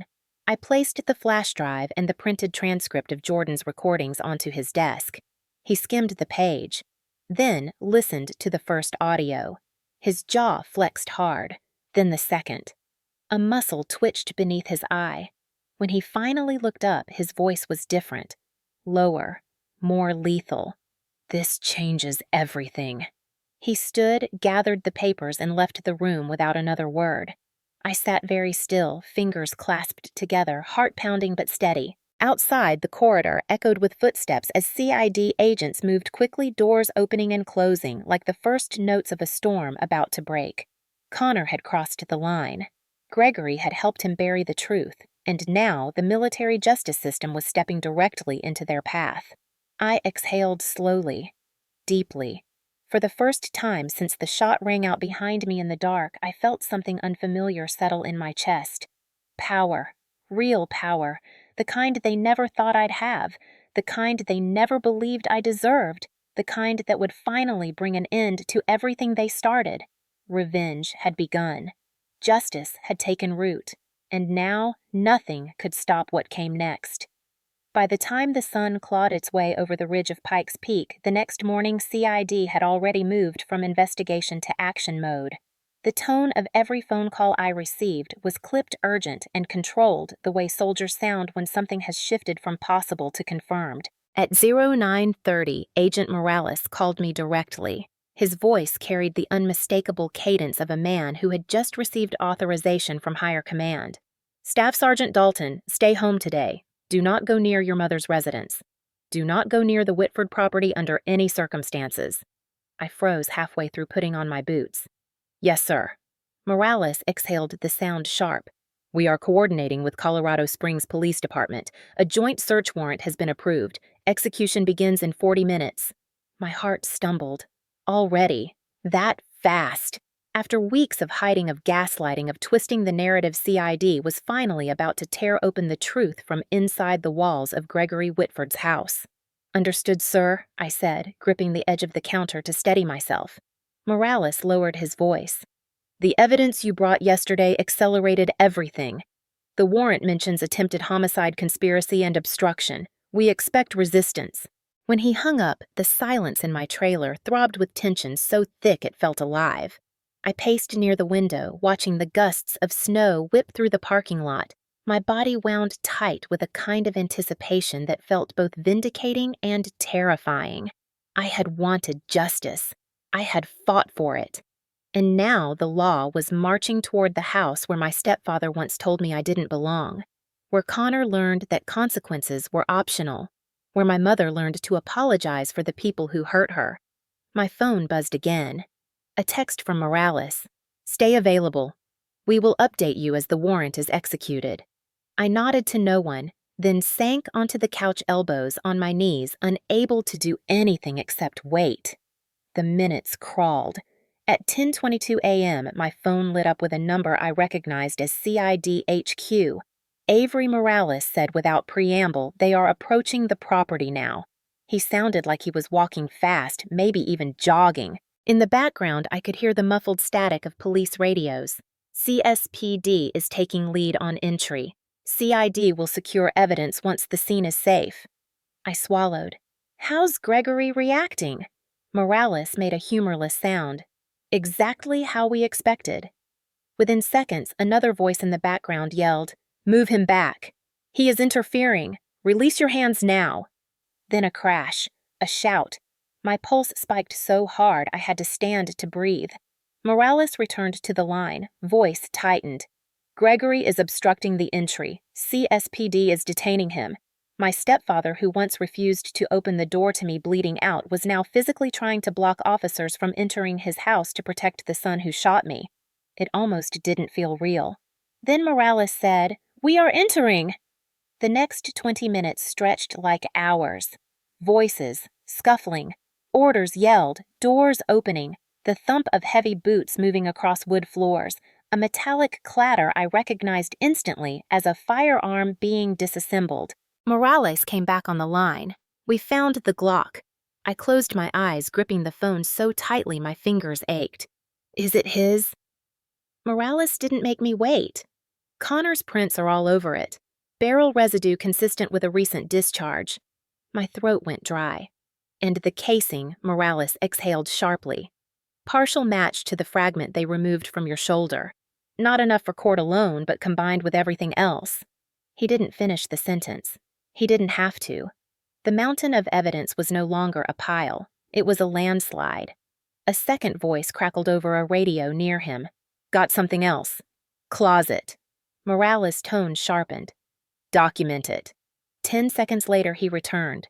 They recovered a sweatshirt in the laundry room. Blood on the sleeve. Fresh. My blood. I felt my knees weaken and braced against the wall. He kept talking. We also found a notebook. You're going to want to sit for this part. I sat. Hard. Go ahead. Morales hesitated the way people hesitate when they're about to deliver something beyond ugly. The notebook is Connor's. Pages of threats, rants, sketches of your trailer, times you come and go, notes about your patrol routes. My stomach knotted. He had been watching me, planning, stalking me with obsession disguised as resentment. Morales continued low and steady. There's an entry from the night before the shooting. It says, and this is verbatim, tomorrow she learns. The room spun slightly before settling again. I forced my voice to remain even. Is he there? No. Connor is not home. Truck is gone. We put out a bolo through CSPD. Interstate checks are active. He won't get far. My breath trembled out slowly. Morales' tone softened by 1 degree. Avery, this is solid. Extremely solid. The DA is already preparing charges. Attempted murder. Criminal conspiracy. Obstruction for Gregory. Evidence tampering. I pressed my palm to my forehead, pushing back a wave of emotions that came too fast to separate. Relief, rage, sadness, vindication, fear. All of it hitting at once like a collision I wasn't ready for. Morales added, "You are not in danger right now, but stay aware. Do not leave the area." I nodded, even though he couldn't see me. Understood. He repeated, "Stay put. We will contact you again soon." When the call ended, I let the phone drop onto the couch beside me and rested my head in my hands. My entire life, Gregory had claimed Connor was misunderstood. A good kid who makes bad choices. A boy who needed support, not punishment. And now the truth was laid bare on his kitchen counters and bedroom floors.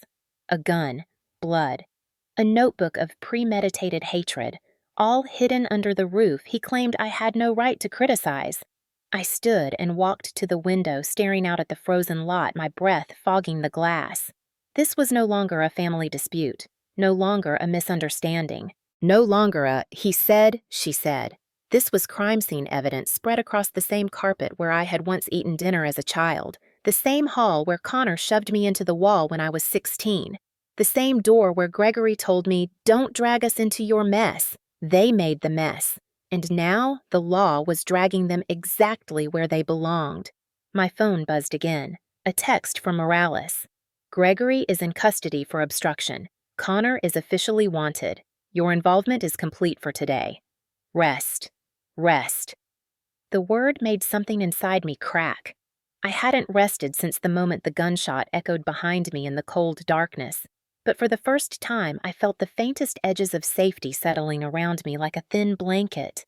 Not enough to warm me, but enough to stop the shaking. Justice was moving, faster than I expected, stronger than I imagined, and this time it was moving in my favor. The invitation arrived 2 days later, slipped under my door in a plain white envelope, the corner damp from melted snow. At first, I thought it was another notice. maybe something from the DA or JAG, but when I opened it, the heading made me pause. Hillside Springs Community Outreach Night, Domestic Violence Awareness and Public Safety Forum. My name appeared near the bottom in neat typed letters. Guest speaker Staff Sergeant Avery Dalton, United States Army Military Police. Me. A guest speaker. I sat down slowly at the kitchen table, staring at the paper as the heater hummed weakly in the corner. Someone on the committee must have seen the videos circulating. Someone must have recognized my face from the neighbor's recording. Someone must have known the truth was deeper than a family squabble. I should have declined. I was exhausted, still healing, still under CID instruction to avoid stress. But something in my chest pulled tight. If I did not speak, Connor's version of the story would become the default. Silence had protected him for years. Silence had protected Gregory. Silence had enabled everything. So I emailed back my acceptance. The meeting took place in the community center near the old high school gym, a squat beige building with bad lighting and the smell of cleaning solution soaked into the walls. As I stepped inside that evening, bundled in my uniform jacket with my MP badge clipped discreetly to the pocket, I felt the hum of conversations bounce off the metal chairs arranged in rows. People turned, some whispered, some recognized me instantly. A few frowned with uncertainty, but more nodded with something like sympathy, maybe understanding, maybe regret for ever believing Gregory's version of the story. A city councilwoman greeted me warmly. "Thank you for coming, Staff Sergeant. Your perspective matters." I nodded, shaking her hand as she led me to the front of the room. There were posters around the walls. Know the signs. Break the cycle. You are not alone. For a moment, I just stood there, hands clasped behind my back, breathing in slow, measured counts, the same way I did before briefings. When the councilwoman introduced me, the murmurs died down, and every pair of eyes in the room fixed on me with an intensity that made my scar throb under the bandage. I swallowed and stepped up to the podium. My voice came out steady, the same controlled tone I used at accident scenes and domestic calls. "I am here tonight as both a soldier and a survivor." A low ripple went through the room. I continued. "A few weeks ago, I was injured in a violent incident involving someone I should have been able to trust. I will not share names. I will not share specifics that could interfere with legal proceedings. But I will share this." I paused, letting the silence collect like breath before a storm. When someone hurts you and then convinces you it is your fault, that is not family. When someone refuses to help you while you are bleeding on their doorstep, that is not love. When someone teaches you to stay quiet so no one sees the truth, that is not loyalty. That is control. That is violence. That is abuse. The room had gone so still I could hear the fluorescent lights buzz. I scanned the crowd, seeing women with crossed arms, men nodding, teenagers leaning forward in their seats. I told them about the moment outside Gregory's door without mentioning names. The cold, the blood, the refusal. I told them about the years of being dismissed as dramatic or too strict because I believed in accountability. I told them about the evidence piling up, now the truth finally being dragged into daylight. But I did not name Connor. I did not name my stepfather. I did not name my mother. Still, every single person in that room knew exactly who I meant. And then, because I felt it was necessary, I said, if someone in this community sees the signs but stays silent out of fear that silence becomes a weapon, we owe each other better than that. Someone in the back wiped tears. A woman near the front squeezed her husband's hand. The air felt charged, brittle, breaking open. And then the doors slammed open. Hard. So hard the hinges shook. A collective gasp rippled across the room as Connor stormed in red-faced, wild-eyed, stumbling slightly, like he had downed something strong before showing up. His voice cut through the air like a blade. "You think you can come in here and talk about me? You think you're some kind of hero?" The councilwoman tried to step forward, but Connor shoved past her, pointing at me with a shaking hand. "You're lying. All of you are believing her lies. She's unstable. Ask anyone in our family. You all know who she's talking about. You all know she's twisting the truth." A few people stood from their seats, some backing away, others pulling out their phones instinctively. And that was the mistake Connor had never accounted for. In this era, nothing stays private when someone acts like a threat in public. Livestream icons began popping up on several screens. recording dots flashing red. Facebook Live, Instagram Live, TikTok Live. A woman whispered loud enough for everyone to hear. "That's the man from the video," someone else muttered. "He's dangerous." Connor kept shouting each sentence more slurred and frantic. "She set me up. She framed us. She's trying to ruin our lives because she hates being wrong." Every accusation he threw only made him look more unhinged, more volatile, more guilty. Then he made the fatal error. He took a step toward the podium. Not a big one. Not a sprint. But enough. Enough that every person watching felt the threat shift from verbal to physical. Enough that every camera captured the change. Enough that every live stream comment exploded at once. "Get him out! Somebody call the police! She's in danger!" Avery stepped back. The councilwoman raised her voice over his ranting. "Sir, you need to leave now," Connor snapped. "Make me!"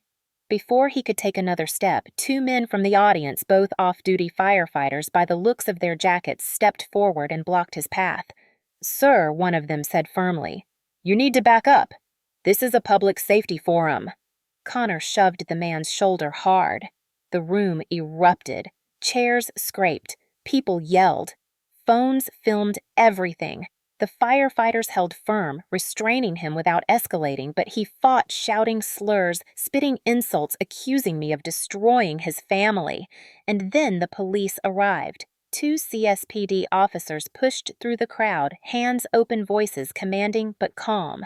Connor Whitford stepped aside. Connor tried to argue, but the officers already had him by the arms. "Calm down. Stop resisting. Put your hands behind your back." When he failed to comply, one officer moved faster, flipping Connor's arm back in a controlled maneuver and locking handcuffs around his wrists with a final metallic click that echoed through the room like a verdict. The entire community meeting watched, recorded, witnessed, unfiltered truth. As they led him out, people shouted after him, voices sharp with anger. "Leave her alone! We saw what you did! You can't hide anymore!" The live-stream comments were an avalanche of outrage. Avery didn't lie. "He's a danger. This is exactly why victims stay silent." She tried to warn us. The moment the doors shut behind him, a strange silence fell, heavy but warm, somehow full of sympathy rather than judgment. The councilwoman touched my arm gently. "Are you all right?" I nodded, though my pulse was still racing. I looked out at the room at all the people who had watched me speak and then watched my nightmare burst through the doors. No one doubted me now. No one would ever again. Public exposure, unavoidable, unmistakable. And this time, the truth belonged to me. 3 days after the community meeting, after Connor had been hauled out in handcuffs for the entire neighborhood to witness after the live stream clips had been shared, thousands of times across Facebook groups and local forums, the inevitable happened. Gregory Whitford finally realized the walls were closing in. And when men like him are cornered, they don't fight with fists. They don't threaten. They negotiate, or at least they try to. It was just after 6 in the morning when I stepped outside to walk Thor, my newly adopted retired canine who never left my side anymore. Frost coated the ground in a thin, crystalline shell, sparkling under the weak Colorado sunrise. The air bit sharply at the exposed skin on my neck and hands, and Thor snuffled through the snow as if he had not already memorized every scent in the trailer park. I had barely taken 3 steps when a familiar, deep voice drifted from the parking lot. Avery. For a split second, my muscles locked in place. The sound of that voice dragged memories through my mind like rusted chains. The man who refused to open the door while I bled out on his front steps. The man who protected his son even as he broke every law and moral boundary. The man who told me to keep him out of my mess when he knew it was his mess all along. Thor sensed my tension immediately. His ears twitched forward, body poised, eyes fixed. I turned slowly. Gregory stood beside his car, hands shoved into his coat pockets like he was freezing, though the cold wasn't the reason he was trembling. He looked smaller than I remembered. Shoulders hunched, skin sallow, eyes rimmed with exhaustion. The arrogant swagger he always carried, the self-righteous tilt of his chin, both gone. Much of that confidence had been stripped away when CSPD dragged him off his own property for obstruction. The rest disappeared when CID seized the notebook and the Glock with Connor's fingerprints on it. And now he stood in my parking lot early as dawn, looking like a man begging the executioner for a delay. "Avery," he repeated softer now. "Can we talk?" Thor let out a low growl, quiet but unmistakable. I rested my hand on his harness. "I'm not meeting you alone," I said, my voice firm. "We do this right here where everyone can see." Gregory swallowed. "Right. Sure. That's fine."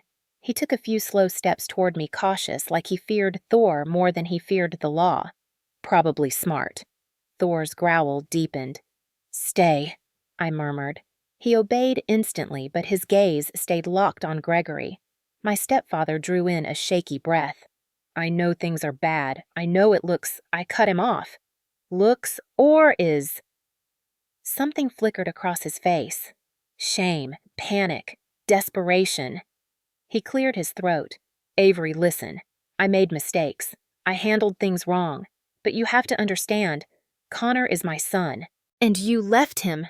You left us." That old blame, always the same refrain tried to crawl back out of him, but it sounded weaker now. Lifeless. I kept my stance rigid. I didn't leave anyone. I escaped. He flinched, his mouth opening and closing like he had not expected that truth to land so cleanly. He looked down at his hands. "The court thinks I'm involved. CID thinks I'm involved. CSPD thinks I'm involved." He lifted his eyes again. "And they're going to come down on Connor hard. Really hard." "The sentencing guidelines." He stopped, voice cracking. I stayed silent, letting him stew in the weight of the consequences he had ignored for years. Finally, he uttered the sentence I knew this entire visit hinged on. "I need your help, Avery." The parking lot seemed to exhale all at once. A car drove past on the main road. Thor's tail flicked once. A bird shrieked from a tree. And Gregory, my stepfather, who treated me like a constant burden, who treated Connor like royalty, stood trembling in front of me. I raised my chin slightly. "Help with what?" He moved closer, cautiously stopping just outside Thor's lunging range. His voice dropped to a pleading whisper. "They're trying to charge me with obstruction. They want to tie me into Connor's case. They're saying I helped him hide the gun, that I enabled him, that I covered for him." He took a breath that shuddered hard enough to shake his shoulders. "I need you to talk to the DA. Tell them I'm a good man. Tell them I didn't know. Tell them I wasn't trying to hide anything." He rubbed his face fingers, trembling. "If I go to prison, it'll destroy everything. Avery, I don't belong in a place like that." His voice cracked again. He was unraveling. Completely. A man who had lived his entire life believing consequences were for other people suddenly staring at the first consequence that had his name on it. He stepped a little closer. "I'll make it right. I'll fix it. We can be a family again. I can help you. I can make sure you're taken care of. Money, support, whatever you need. Just, please, talk to them." I let a long, cold silence stretch between us, letting him feel the weight of everything he had ignored. The snow crunched under my boots as I took one slow step toward him. He stiffened. I studied his face closely. This was not remorse. This was fear. Pure, selfish, desperate fear. The kind that only appears when the person hurting you realizes they might finally face consequences for the pain they caused. My breath fogged the air as I spoke, my voice level. "You want me to protect you." His lips parted, hope flickering. "Yes. Yes, Avery. We're family." I let the word hang there like poison. Then I answered him with the truth he had earned. "Family doesn't leave you bleeding on a doorstep." His entire body froze. Completely. Thor's growl rumbled low and approving beside me. My stepfather blinked rapidly, his eyes shining as if the cold were making them water, or as if reality was finally sinking in. "Avery." His voice was barely a whisper. I continued, tone colder than the snow around us. "Family doesn't watch you collapse and do nothing. Family doesn't lie about you. Family doesn't protect the person who tried to kill you." His shoulders sank as if each sentence was a blow. I took one more step, now close enough that he could see the tension pulsing in my jaw. "You want me to help you? To save you? To testify that you're a good man?" His mouth trembled. Yes. Yes, exactly. That's all I'm asking. Please. My voice sharpened to a razor edge. You're not a good man, and I'm not saving you. The words cut through the space between us like a blade. He staggered back a step, breath catching shock etched across his face. I leaned forward just slightly enough to ensure he heard every syllable. And if you ever come to me again asking for protection from the consequences you created, I'll remind you again exactly where I was the night I bled outside your door. Right there, begging, freezing, alone. And you chose to watch. A sound escaped him, part gasp, part whimper, part collapse. He looked down at the snow like it might swallow him whole. Thor took a step forward, posture protective. Gregory jumped back as if jolted. I straightened and delivered the final blow. Go call your lawyer, because I'm not fixing this for you, and I'm not your family. Not anymore. Not ever again. He inhaled sharply, chest-trembling eyes wide with devastation and disbelief. For the first time in my life, I saw something break inside him. Not empathy, not recognition, but entitlement. The belief that he could always wiggle his way out had finally failed him. He turned away slowly, shoulders sagging, and walked back to his car like a man walking toward a sentence he could no longer outrun. When he pulled out of the parking lot, his tires slipped on the ice. He corrected too late, hitting the curb hard before driving off, his taillights flickering behind the drifting snow. Thor pressed against my leg, warm and steady. I gave him a small scratch behind the ears. Good boy. We stood there together, watching the emptiness settle back over the lot. My breath fogged the frozen air as a realization formed with perfect clarity. That was the last time Gregory Whitford would ever ask anything of me, and the last time I would ever give him the chance. Justice wasn't finished yet, but the balance was finally shifting, and this time it was shifting toward me. The courthouse felt colder than the February air outside. Not physically colder, the heating hummed steadily through the vents, but a deeper, quieter cold. The kind that lived in the walls of places where people came to be judged, sentenced, revealed. A cold that settled into your bones no matter how straight you stood. I arrived early that morning in uniform, my MP dress blacks pressed so sharply they could have cut paper. Not because I needed to prove anything to the judge, but because I needed to feel anchored. Solid. Unmovable. Thor wasn't allowed inside, but he had ridden with me, his steady breath on my shoulder the whole drive, as if reminding me I wasn't walking into this alone. Now he sat in the back of my truck with the windows cracked, a quiet guardian watching the courthouse steps. As I walked through the metal detectors, several officers nodded. Not in the polite way they greet civilians, but in the recognizing way cops greet someone who has been through the fire and walked out upright. The courtroom was already half full by the time I entered. Reporters lined one side, murmuring quietly. CSPD officers occupied several rows. A handful of people from the community meeting sat together, offering small supportive smiles when I passed. And then there was the row at the front. The row reserved for family. My mother sat rigidly, hands clasped in her lap so tightly the knuckles shone white. Her hair was washed and curled the way she always prepared herself for uncomfortable public appearances. She looked at me just briefly, and something like longing flared in her eyes. But then Gregory leaned over and whispered something in her ear. Her jaw tightened, and she looked away. Farther down the row sat Connor, shackled at the wrists, county-issued jumpsuit, wrinkled as if he had slept in it. His jaw was bruised, probably from resisting his arrest, but his eyes still burned with that familiar hostility. The hostility of a man whose world had always bent to accommodate him until the moment it didn't. He glared at me as if the handcuffs were my fault, as if the charges were my fault, as if the bullet in my shoulder had somehow been my responsibility. I took my seat beside the prosecutor, Assistant District Attorney Claire Hartman, a woman in her 40s with a voice like sharpened steel and a reputation for never losing a violent crimes case. She leaned toward me. "Are you ready?" My throat felt tight, but my voice did not waver. "Yes." She nodded once.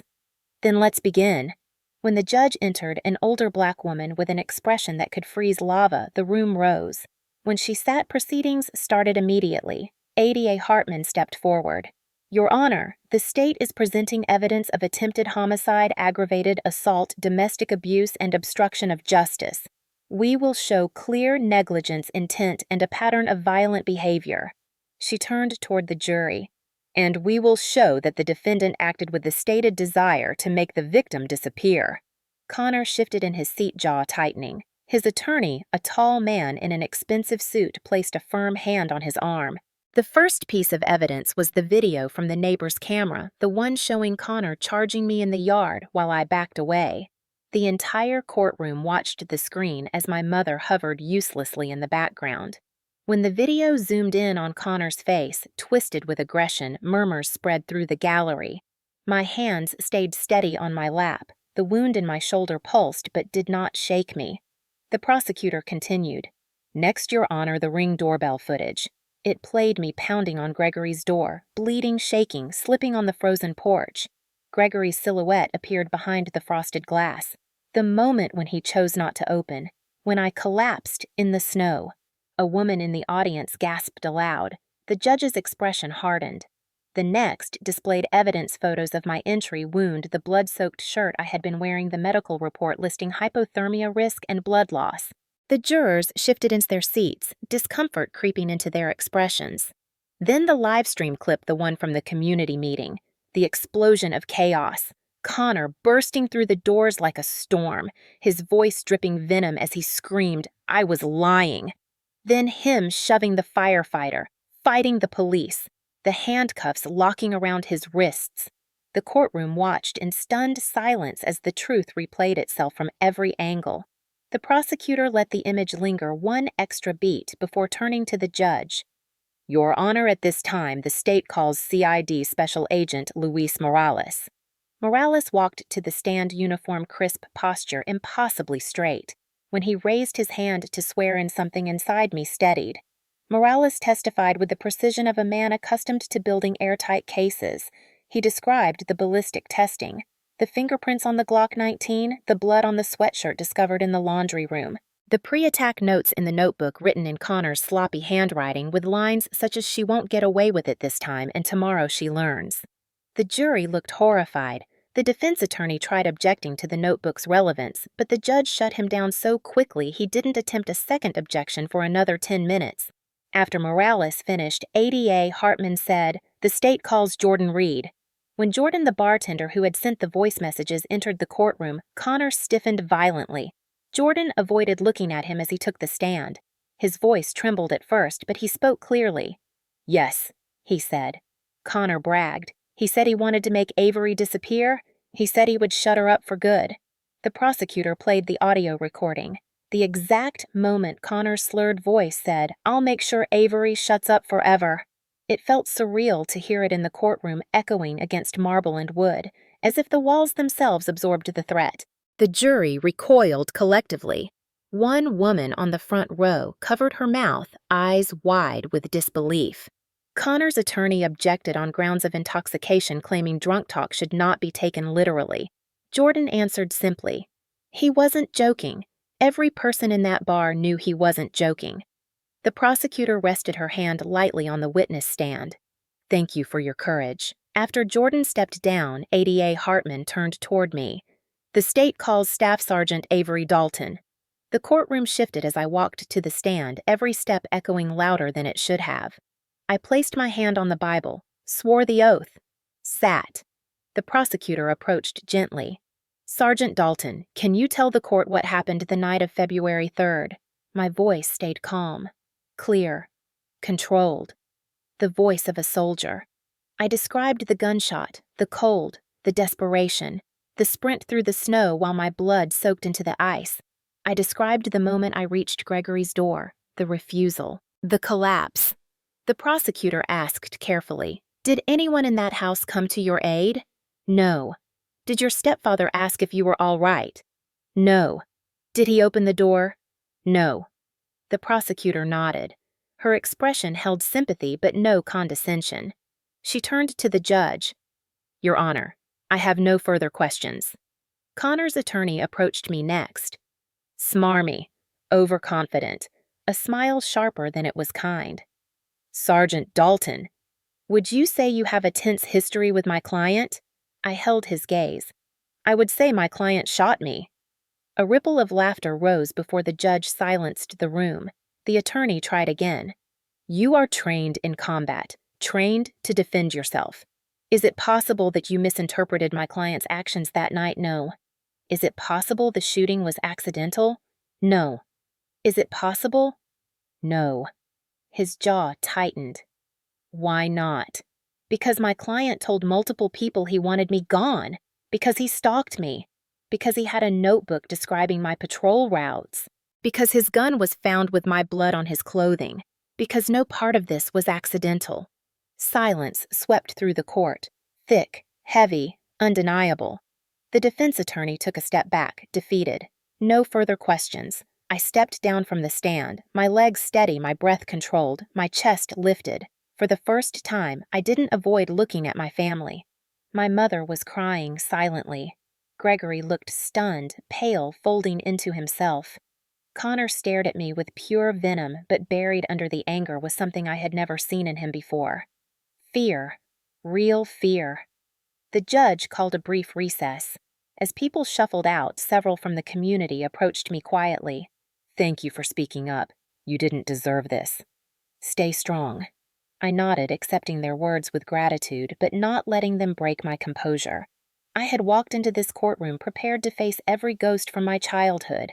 And I had. When proceedings resumed, the defense attempted damage control, but it was too late. The truth stood taller than any argument. At the end of the day, as the judge reviewed her notes, as the prosecutor closed her folder, as Connor was led back into custody, I realized something with startling clarity. This wasn't the end, but it was the turning point.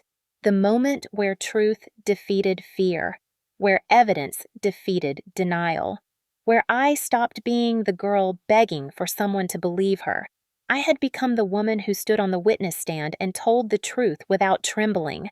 Justice was coming, and this time the whole courtroom had watched it begin. Sentencing day didn't feel like victory. It felt like walking into the eye of a storm I'd been trapped in my entire life. The courthouse was quieter this time, more solemn, more restrained. No cameras, no reporters shouting questions. Just the scrape of shoes on the polished floor, the hum of overhead lights, and the low murmur of people waiting to hear the consequences of the violence that had spun out of that freezing February morning. Thor waited in my truck, as always, watching the entrance with those steady brown eyes full of loyalty I never once received from the people whose blood I shared. I stepped inside wearing my dress uniform again, not for them, not for the judge, but for myself. A reminder of who I had become despite them, despite everything. The courtroom filled slowly. CSPD detectives, CID agents, community members from the meeting, a few soldiers from my unit who told command they had business downtown but had shown up here instead. Then my family entered, if I could still call them that. My mother walked in first, her hands clutching a crumpled tissue as if it were the only thing keeping her upright. She looked smaller than I remembered, tired, stretched thin, desperately clinging to a version of reality that no longer existed. Gregory followed behind her, wrists bound in handcuffs, escorted by deputies. His face had aged a decade in a month. The arrogance was gone, replaced by a hollow confusion, as if he couldn't understand how the world had finally stopped bending around his wishes. And then Connor was brought in last. Shackles around his ankles, orange jumpsuit, jaw tight, eyes locked on me with the same hatred he'd carried since we were teenagers, except now something new existed beneath it. A tremor, a panic he couldn't hide. He sat beside his attorney chains, clinking softly. He didn't break eye contact. Not once. I didn't give him the satisfaction of returning it. Judge Marisol Henley entered at precisely 9:00 a.m. The room rose. When she sat, her gaze swept across the courtroom like a blade. This is the sentencing hearing for Connor Whitford and Gregory Whitford. Having reviewed the evidence, testimony, and reports submitted, the court will now issue its ruling. No opening statements, no wasted words, straight to the point. ADA Hartman stood first. Your Honor, the state recommends a sentence of 12 to 15 years for attempted murder in the second degree. with additional years suspended for good behavior conditions. For Mr. Gregory Whitford, the state recommends 3 to 5 years for obstruction of justice, with consideration given to historical documented abuse toward his spouse. A murmur rippled through the room. My mother's shoulders jerked, and that was the thing she had never wanted the past exposed. She had spent years covering bruises, making excuses, insisting Gregory wasn't like that anymore. But the notebook, the recordings, the witness statements from our old neighbors, they had all pulled the truth into daylight. Domestic abuse leaves marks even decades later, and courts don't care about keeping a facade of family unity. They care about patterns, darkness that repeats itself, harm that spreads from one victim to the next. The defense attorney stood adjusting his suit jacket even though every person in the room knew the case was lost. Your Honor, my client was intoxicated. He never intended harm. He was misled by emotional circumstances. He was judge. Henley lifted a single hand, silencing him instantly. I have heard enough arguments for intent. We are here to address actions, not excuses. She turned her gaze toward Connor. Mr. Whitford, stand. The deputies pulled him to his feet. He looked suddenly so young, younger than his 23 years, vulnerable in a way that might have drawn pity from someone who didn't know the truth behind his eyes. The judge's voice was steady as stone. You stalked your stepsister. You threatened her life on multiple occasions. You planned your attack. You discharged a firearm with the clear intention to cause fatal injury. The only reason the victim is alive is because she is trained and resilient enough to survive something most people wouldn't. Connor's jaw clenched violently. She continued, Your remorse is non-existent. Your behavior in this courtroom has been volatile. You have lied. You have manipulated. You have endangered your community. For these reasons, this court sentences you to 14 years in state prison. No parole eligibility for at least 10. A collective exhale swept the courtroom, but Connor exploded. 14 years. She's lying. They're all lying. She set me up. The deputies moved instantly, gripping his shoulders, forcing him back down. Judge Henley's voice cut through his shouting with the sharpness of a razor. Sit down, Mr. Whitford, or I will hold you in contempt and add additional charges.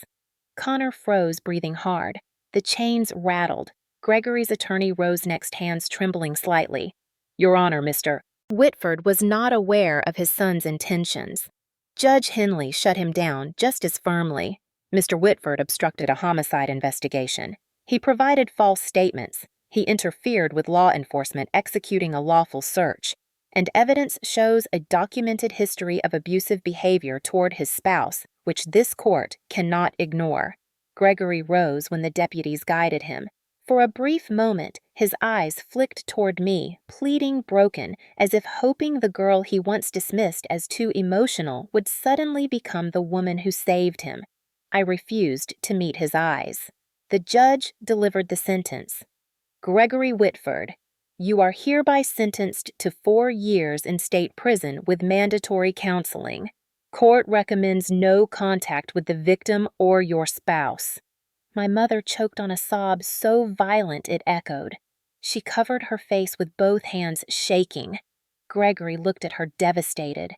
Then he looked at me again. But I didn't flinch. I didn't turn. I didn't give him 1 ounce of the pity he had denied every person he ever hurt. The judge dismissed the courtroom. As chairs scraped and people rose, a deputy moved to escort Connor toward the holding area. He jerked once, trying to twist his head toward me. You think you won? This isn't over. The deputy shoved him forward. Get moving. His chains clattered louder this time, a final punctuation. Gregory was escorted out next. Slower shoulders slumped, his head lowered as if the weight of his future pressed directly onto his spine. My mother remained in the front row, crying soundlessly. I walked past her without pausing, without hesitation, without guilt. She reached out, fingers trembling. Avery, can we talk? I kept walking.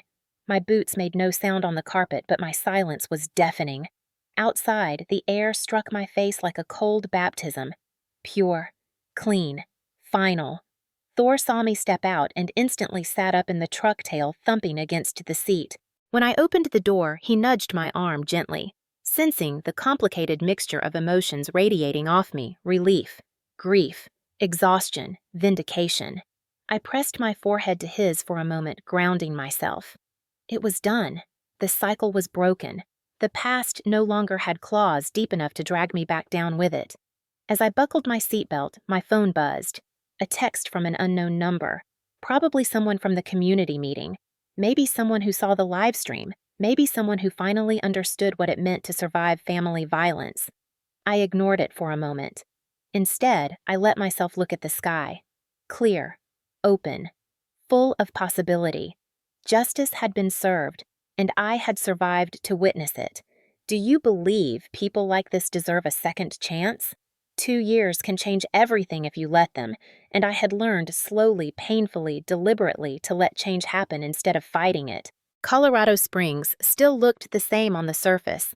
The same jagged skyline of the Rockies, the same biting winter winds, the same crisp scent of pine drifting through the air.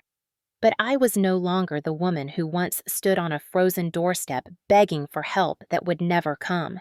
That woman had died the night Connor pulled the trigger.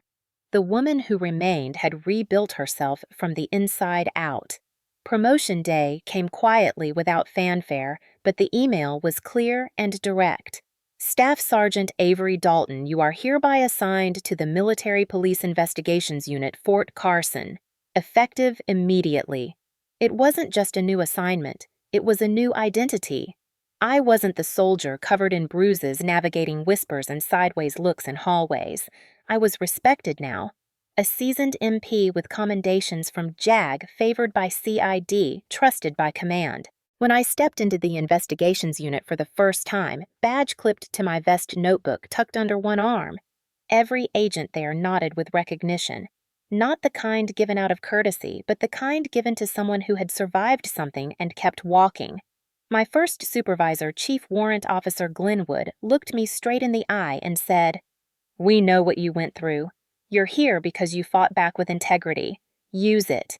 For the next 2 years, I did just that. I handled cases of domestic assault on base, investigated fraud, misconduct, theft, threats, the entire spectrum of military crime. And with each case, each interview, each victim too afraid to speak above a whisper, something inside me healed. I wasn't just doing a job. I was becoming the shield I once needed. But healing required more than badges and case files. It required space, peace, a home that didn't rattle when the wind hit it, a place not burdened by echoes of old trauma. When the settlement money finally came through, a small percentage of what the court had extracted from the sale of Gregory's assets, I drove 30 minutes west into Manitou Springs, a quiet, artistic pocket nestled at the base of Pikes Peak. The real estate agent had been showing me cabin after cabin, but when we stepped into the one on Oak Ridge Road, something shifted. Weathered hardwood floors, a stone fireplace scarred from years of winter heat, a tiny backyard with a crooked fence and an apple tree leaning just slightly to the right as if bowing.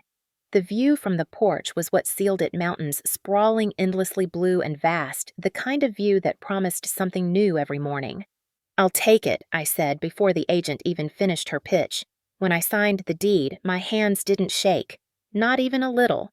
Thor sprinted through the house the moment I opened the door, sniffing corners, assessing shadows, then plopping himself squarely in front of the fireplace as if claiming the spot permanently.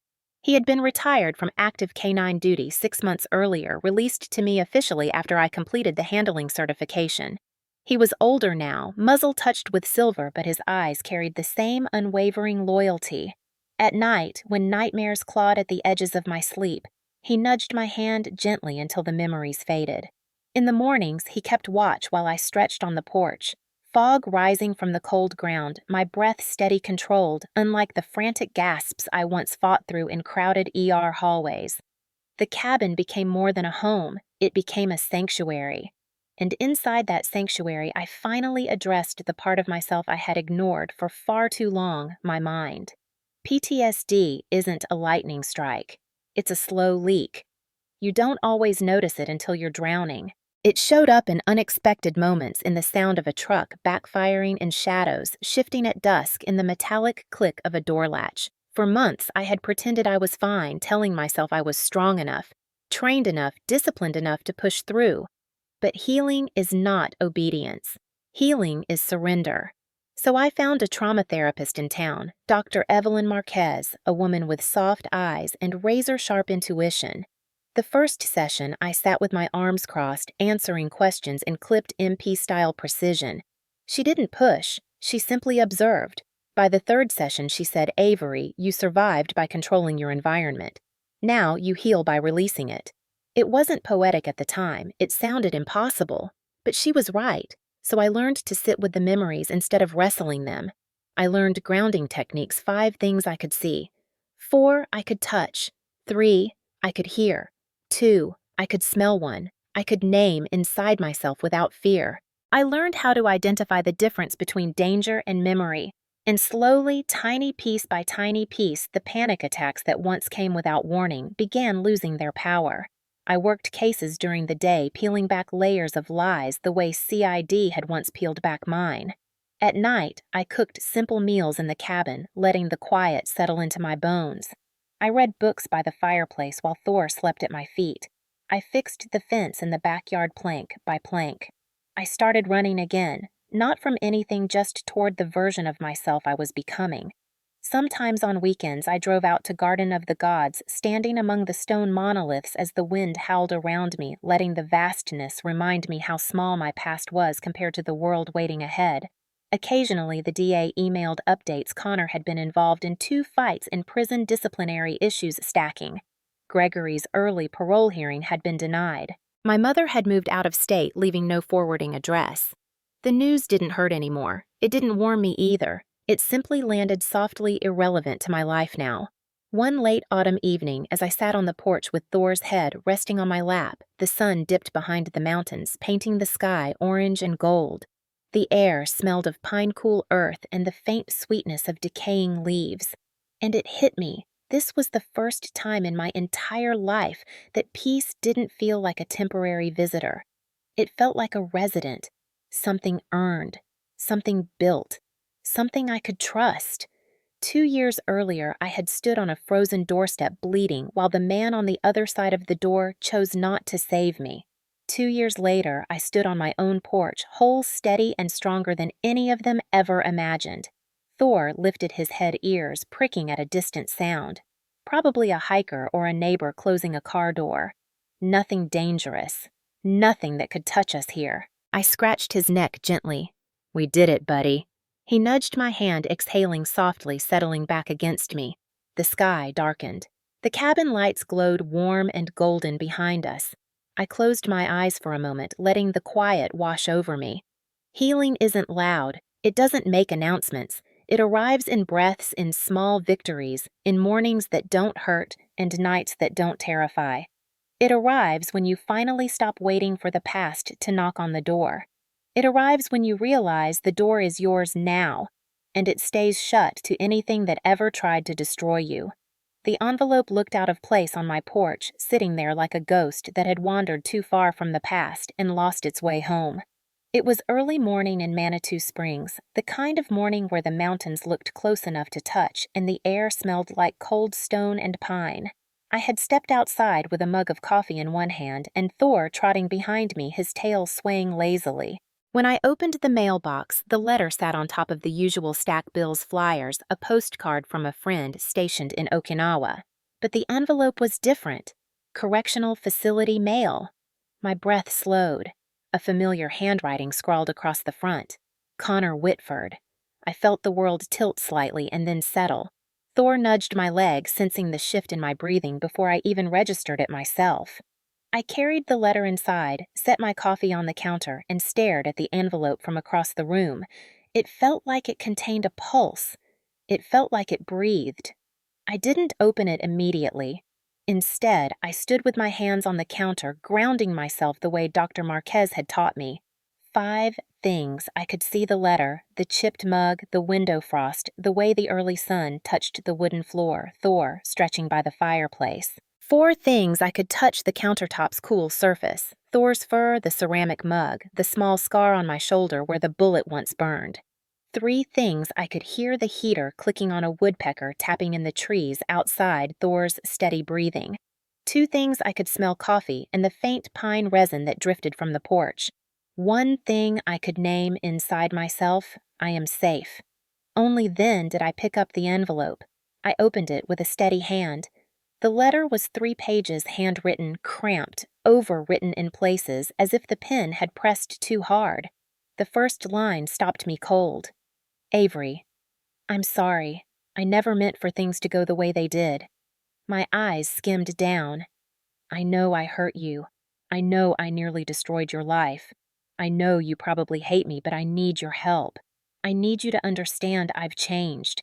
I've been working on myself in here. I'm not the same person. Thor moved to lie down beside me as if sensing a storm creeping under my skin. The words blurred slightly before sharpening again. I replay that night over and over in my head. I should never have pulled the trigger. I should never have listened to Gregory. He told me things. He twisted stuff. I don't want to blame him, but he wasn't innocent. I wasn't innocent either. I know that. The deeper the letter went, the more the sentences tangled confessions mixed with excuses, regret mixed with self-pity, accountability mixed with denial. It wasn't an apology, it was a negotiation disguised as remorse. Then came the plea. Avery, I have a parole hearing in 18 months. I need character letters. I need someone who knows me. You're the only one who can help me, please. I need you. The words felt like ice along my spine. I kept reading. I'm not asking for much. Just a letter. Just a sentence saying you can see I've changed. If you do that for me, I swear I'll leave you alone forever. Please. Don't let me rot in here. The last line was the hardest to read. I'm your brother. You're supposed to help me. My hand tightened around the paper until it wrinkled. Thor pressed his head against my knee, grounding me again. I read the letter twice. Once with the eyes of the woman who had once begged on a doorstep bleeding. Once with the eyes of the woman I had become, the one who had rebuilt herself out of that night. Then I set the pages on the table. I didn't cry. I didn't shake. I didn't break. I simply understood something with absolute clarity. The past only reaches you if you open the door to let it in.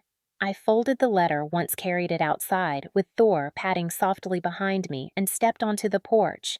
The sun was climbing the spine of Pike's Peak, spreading gold across the snow. I walked to the fire pit I had built last summer out of river stones. My hands didn't hesitate. I placed the letter inside, struck a match, and tossed it in. The flame caught slowly at first, licking the corner of the page before blooming into an orange flare. The ink curled. The paper blackened. Words turned to ash. Thor sat beside me, silent and steady. When the first page melted into ember dust, I felt something shift inside my chest. Something small and final. Closure wasn't a moment. It wasn't a sentence or an apology. It was a choice. A decision to stop carrying a story that no longer belonged in the present. The letter burned until nothing remained but brittle flakes scattered by the wind. I stood there until the last ember died. When I finally walked back inside, I didn't look over my shoulder. Not once. That night, I lay on the couch with Thor asleep beside me, his head resting on my thigh, his breath slow and warm. Outside, snow drifted gently onto the mountains. Inside, the house felt warm and safe and whole. Before turning in, I opened my journal, something Dr. Marquez encouraged me to use when closure needed to be spoken, not just felt. I wrote only one sentence. I do not owe the past anything. I closed the journal, turned off the light, and slept without dreams. The invitation arrived in early October, tucked between a stack of case reports on my desk at the investigations unit. It was printed on heavy cardstock embossed with dark plum lettering, the kind of formal style meant to signal importance before you even read the words. The National Summit for Domestic Violence Prevention and Survivor Advocacy requests the presence of Staff Sergeant Avery Dalton as a keynote speaker and representative of the United States Army Military Police Corps. For a long moment, I just stared at it. My hands, usually steady from years of training, felt strangely weightless. Thor lifted his head from under the desk, sensing the shift in my breathing, his amber eyes fixed on me with curiosity. I read the invitation again. Representative, keynote speaker. They wanted me to stand on a stage in front of leaders, advocates, survivors, officers, commanders, women rebuilding their lives, and men trying to escape their own cycles of harm. Not as a victim, not as a cautionary tale, but as proof that survival is not the end of the story. It's the start of a new one. My CO walked by, noticed the card in my hand, and gave a small approving nod. You earned that, Dalton. Don't pretend otherwise. 2 months later, I stood backstage at the Denver Convention Center, the roar of applause echoing faintly through the walls as the previous session concluded. The summit was massive, thousands in attendance, with representatives from every branch of the military, social workers from across the country, survivors from every background, advocates, lawmakers, and more. I wore my dress uniform again, but this time it didn't feel like armor. It felt like acknowledgement, recognition, a symbol that the Army wasn't just my workplace. It was part of my healing, too. Thor sat beside me in his official military working dog, retired vest tail thumping softly, earning smiles from everyone who passed. The coordinator tapped her headset. "You're up in 60 seconds, Sergeant." "Ready?" I breathed in slowly, then nodded. When I stepped onto the stage, the lights were warm and bright, and the room opened like a rising ocean. A sea of faces, some hopeful, some scarred, some healing, some still trembling from things that only they could name. I stood at the podium, adjusted the mic. My voice carried immediately steady, calm, clear. "My name is Staff Sergeant Avery Dalton, United States Army Military Police, Fort Carson. And 2 years ago, I thought my life was over. The silence that followed wasn't empty. It was intent, focused, holding its breath. I didn't give them a sanitized version. I didn't read bullet points from a script. I told the truth, not the gore, not the shock factor, just the reality. How domestic violence doesn't always start loud. Sometimes it starts with neglect, with favoritism, with a stepfather who defends the abuser instead of the abused. Sometimes it grows in quiet hallways and family kitchens before it explodes into hospital rooms and police reports. I told them about that February night, the gunshot, the snow, the door that stayed closed while my life drained out of me inch by inch. I told them about the courtroom and the verdict, and the moment I realized the people who raised me were no longer people I owed anything to. Then I told them something deeper, something harder. The part no one teaches you. Survival doesn't end when the violence does. Survival begins when the world is quiet again and your brain still thinks you're in danger. That's when the real work starts. I talked about therapy, about grounding techniques, about shaking hands wrapped around coffee mugs at 3 a.m., about long drives through the mountains when my mind felt too loud, about finding the courage to believe I was allowed to rebuild. I talked about Thor, the big, tough police dog who snored loud enough to scare away nightmares. The crowd laughed softly, warmly. And then I ended with the message that had crystallized over these 2 long years. I leaned slightly forward, letting my voice drop just enough to make the words press deeper. The people who hurt you do not get to decide your future. You do. You always do.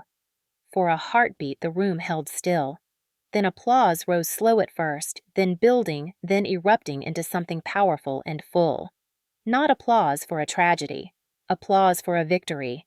When the session ended, a line formed longer than I expected. Survivors stepped forward one by one. A woman in her 40s with a faint scar along her jaw. A college student with shaking hands who whispered thank you through tears. A retired Marine who nodded silently, his eyes glossy in a way that told me he had fought battles far beyond the battlefield. A teenage girl who clutched her mother's hand, both of them wearing matching purple ribbons for DV Awareness Month. Some wanted to talk. Some wanted a hug. Some just wanted to stand close for a second to borrow strength until their own steadied. Thor naturally became the star of the room, resting his head against trembling knees, offering comfort in the way only dogs know how. After an hour, the coordinator approached wide-eyed. "I've never seen a keynote get this kind of response. They're requesting you for interviews, podcasts, panels, everything." My answer came easily. "I'm not here for publicity. I'm here for them." She smiled knowingly. "That's exactly why they want you." I stepped outside the convention hall afterward, needing air. The Denver skyline stretched across the horizon, sun glinting off glass buildings, cold wind threading through my hair. I stood on the balcony, hands resting lightly on the railing, watching the busy streets below. For years, I had felt like the world existed on the other side of a fence I could never climb. Now I was standing above it. Not separated, not excluded, part of it. A voice came from behind me, gentle, respectful. "Sergeant Dalton." I turned to see a woman in a crisp Air Force uniform. "Major Elena Strauss." She extended a business card. "We're forming a cross-branch task force focused on domestic violence investigations and survivor support. You were recommended to us, multiple times." I took the card. A task force. A team built to protect people like the woman I used to be. A chance to turn every ounce of pain into something that mattered. "I'll think about it," I said. She nodded. "Take your time. Opportunities worth taking don't evaporate fast." Thor nudged my hand, urging me toward the elevator. As we walked, the coordinator's voice echoed from down the hallway. "Sergeant, they're replaying your speech on the main screens in the lobby." I didn't need to see it. I had already lived it. Back at my cabin that evening, I lit the fireplace, sat on the rug with Thor's head in my lap, and let the quiet settle. The award they had given me, an engraved crystal shard shaped like a rising mountain, sat on the mantel catching the firelight. It was beautiful. But it wasn't the prize. The prize was the girl who had approached me today and whispered, "You made me feel like it's possible to survive this." The prize was the man who said my sister is going through something I didn't understand until now. The prize was the Marine who touched my shoulder and said, "You're one of us." The prize was the life I had built with my own hands, a life no one could take from me again. Thor sighed contentedly as I stroked his fur, the fire crackling softly. I whispered the message again, not for the audience this time, not for the summit. For myself. For the woman who once bled on a porch waiting for help that never came. The people who hurt you don't get to decide your future. And she finally believed it. Snow fell the way it only does in Manitou Springs, soft, slow, as if the sky were exhaling months of tension in one long breath. The flakes drifted in spirals, catching the faint glow of the porch lights and turning the air into a quiet galaxy. I stood at the edge of my cabin's wooden deck boots, sinking into the thin layer of fresh powder hands tucked into the pockets of my coat. Thor sat beside me, posture regal, despite his aging joints' ears flicking every so often as the wind carried forest sounds down the slope. And ahead of us, rising like a guardian carved from ice and stone, was Pike's Peak. Even after 2 years of living here, the sight still stunned me. The jagged summit catching the dawn light. The endless stretch of pine forests below. The illusion that the mountain was close enough to touch if I only extended a hand far enough. This place wasn't just home. It was the opposite of everything I escaped. Stable, honest, brutally quiet, beautiful. The cold brushed my cheeks, but I didn't pull my hood tighter. For once, the cold didn't feel threatening. It felt clean. The steam from my breath rose and faded. I inhaled deeply the smell of snow pine and the faint smoke from the cabin's fireplace lingering in the air. The world around me felt still in a way I had never known as a child. Still in a way no military barracks or courtroom or hospital shift could ever duplicate. My phone buzzed inside my pocket. I almost didn't reach for it. Out here, I rarely checked messages. But something intuition, or just the end of a long journey calling me, made me pull it out. One new voicemail, one new text, from the Victim Advocacy and Justice Liaison Office. My pulse jumped not with fear, but with something like anticipation. I tapped the voicemail first. The tone clicked, and a calm, administrative voice filled the cold air. "Staff Sergeant Dalton, this is Officer Reyes. I'm calling to notify you that all proceedings regarding the Whitford case have officially concluded. Restrictions on contact have been formally codified and extended. Neither party will have any legal path to reach you in the future. Case is marked closed. You owe no further action. You are fully protected. Thank you for your patience throughout the process." The message ended. The text that followed was simple. "Final notice. Case closed. No further contact authorized." I read it twice, 3 times. Not because I doubted the words, but because some part of me had waited years to see them. The silence after the notification felt different. It didn't echo with dread. It didn't vibrate with unresolved fear. It simply settled weightless. Thor nudged my leg, sensing something shift inside me. I crouched, letting my hand slide along his fur, warm and steady under my palm. "It's done," I whispered. The dog pressed his forehead into my knee as if agreeing. I straightened slowly, eyes drifting back to the mountain. Pike's Peak towered there, unchanging, unmoved by everything that had happened in the years I'd fought for survival justice and a chance at peace. The wind rustled through the pine trees behind the cabin, a soft, melodic sound like nature sighing. I took a step closer to the edge of the deck, letting the snow crunch beneath my boots. I stood there a long time, phone still in my hand, the notification glowing faintly in the pre-dawn light. Case closed. No more hearings. No more letters. No more court dates. No more waiting for the next shoe to drop. No more voices insisting I was at fault. No more lies crafted in shadow. No more ghosts reaching through doors that were finally permanently shut. I exhaled slowly, the breath leaving my chest with a release I didn't realize I'd been holding for months, years maybe. My family would never contact me again. And for the first time in my life, I felt what it meant to be truly untouchable by them. Free. I touched the edge of my MP badge clipped to my coat. The metal felt cool under my gloved fingertips. Not a symbol of rank, not a reminder of trauma, a reminder of resilience, of the woman who rebuilt herself from a doorstep stained with her blood to a cabin overlooking a mountain older than any pain she carried. The snow continued falling soft and deliberate. I lifted the badge slightly, turning it so the morning light caught it. And then I said the words that had been forming in my chest long before today. I survived my family. Everything else is easy. Speaking them didn't feel dramatic. It felt true, solid, a final punctuation mark at the end of a long, brutal chapter of my life.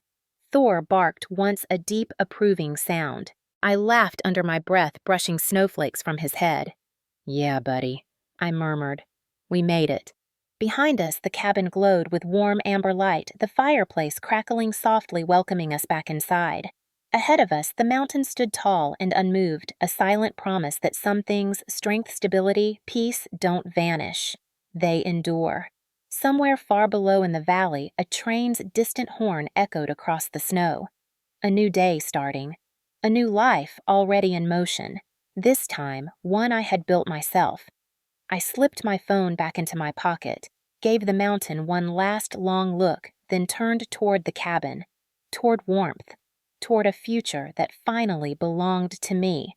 The door shut behind us with a soft click, and just like that, the past finally stayed on the other side.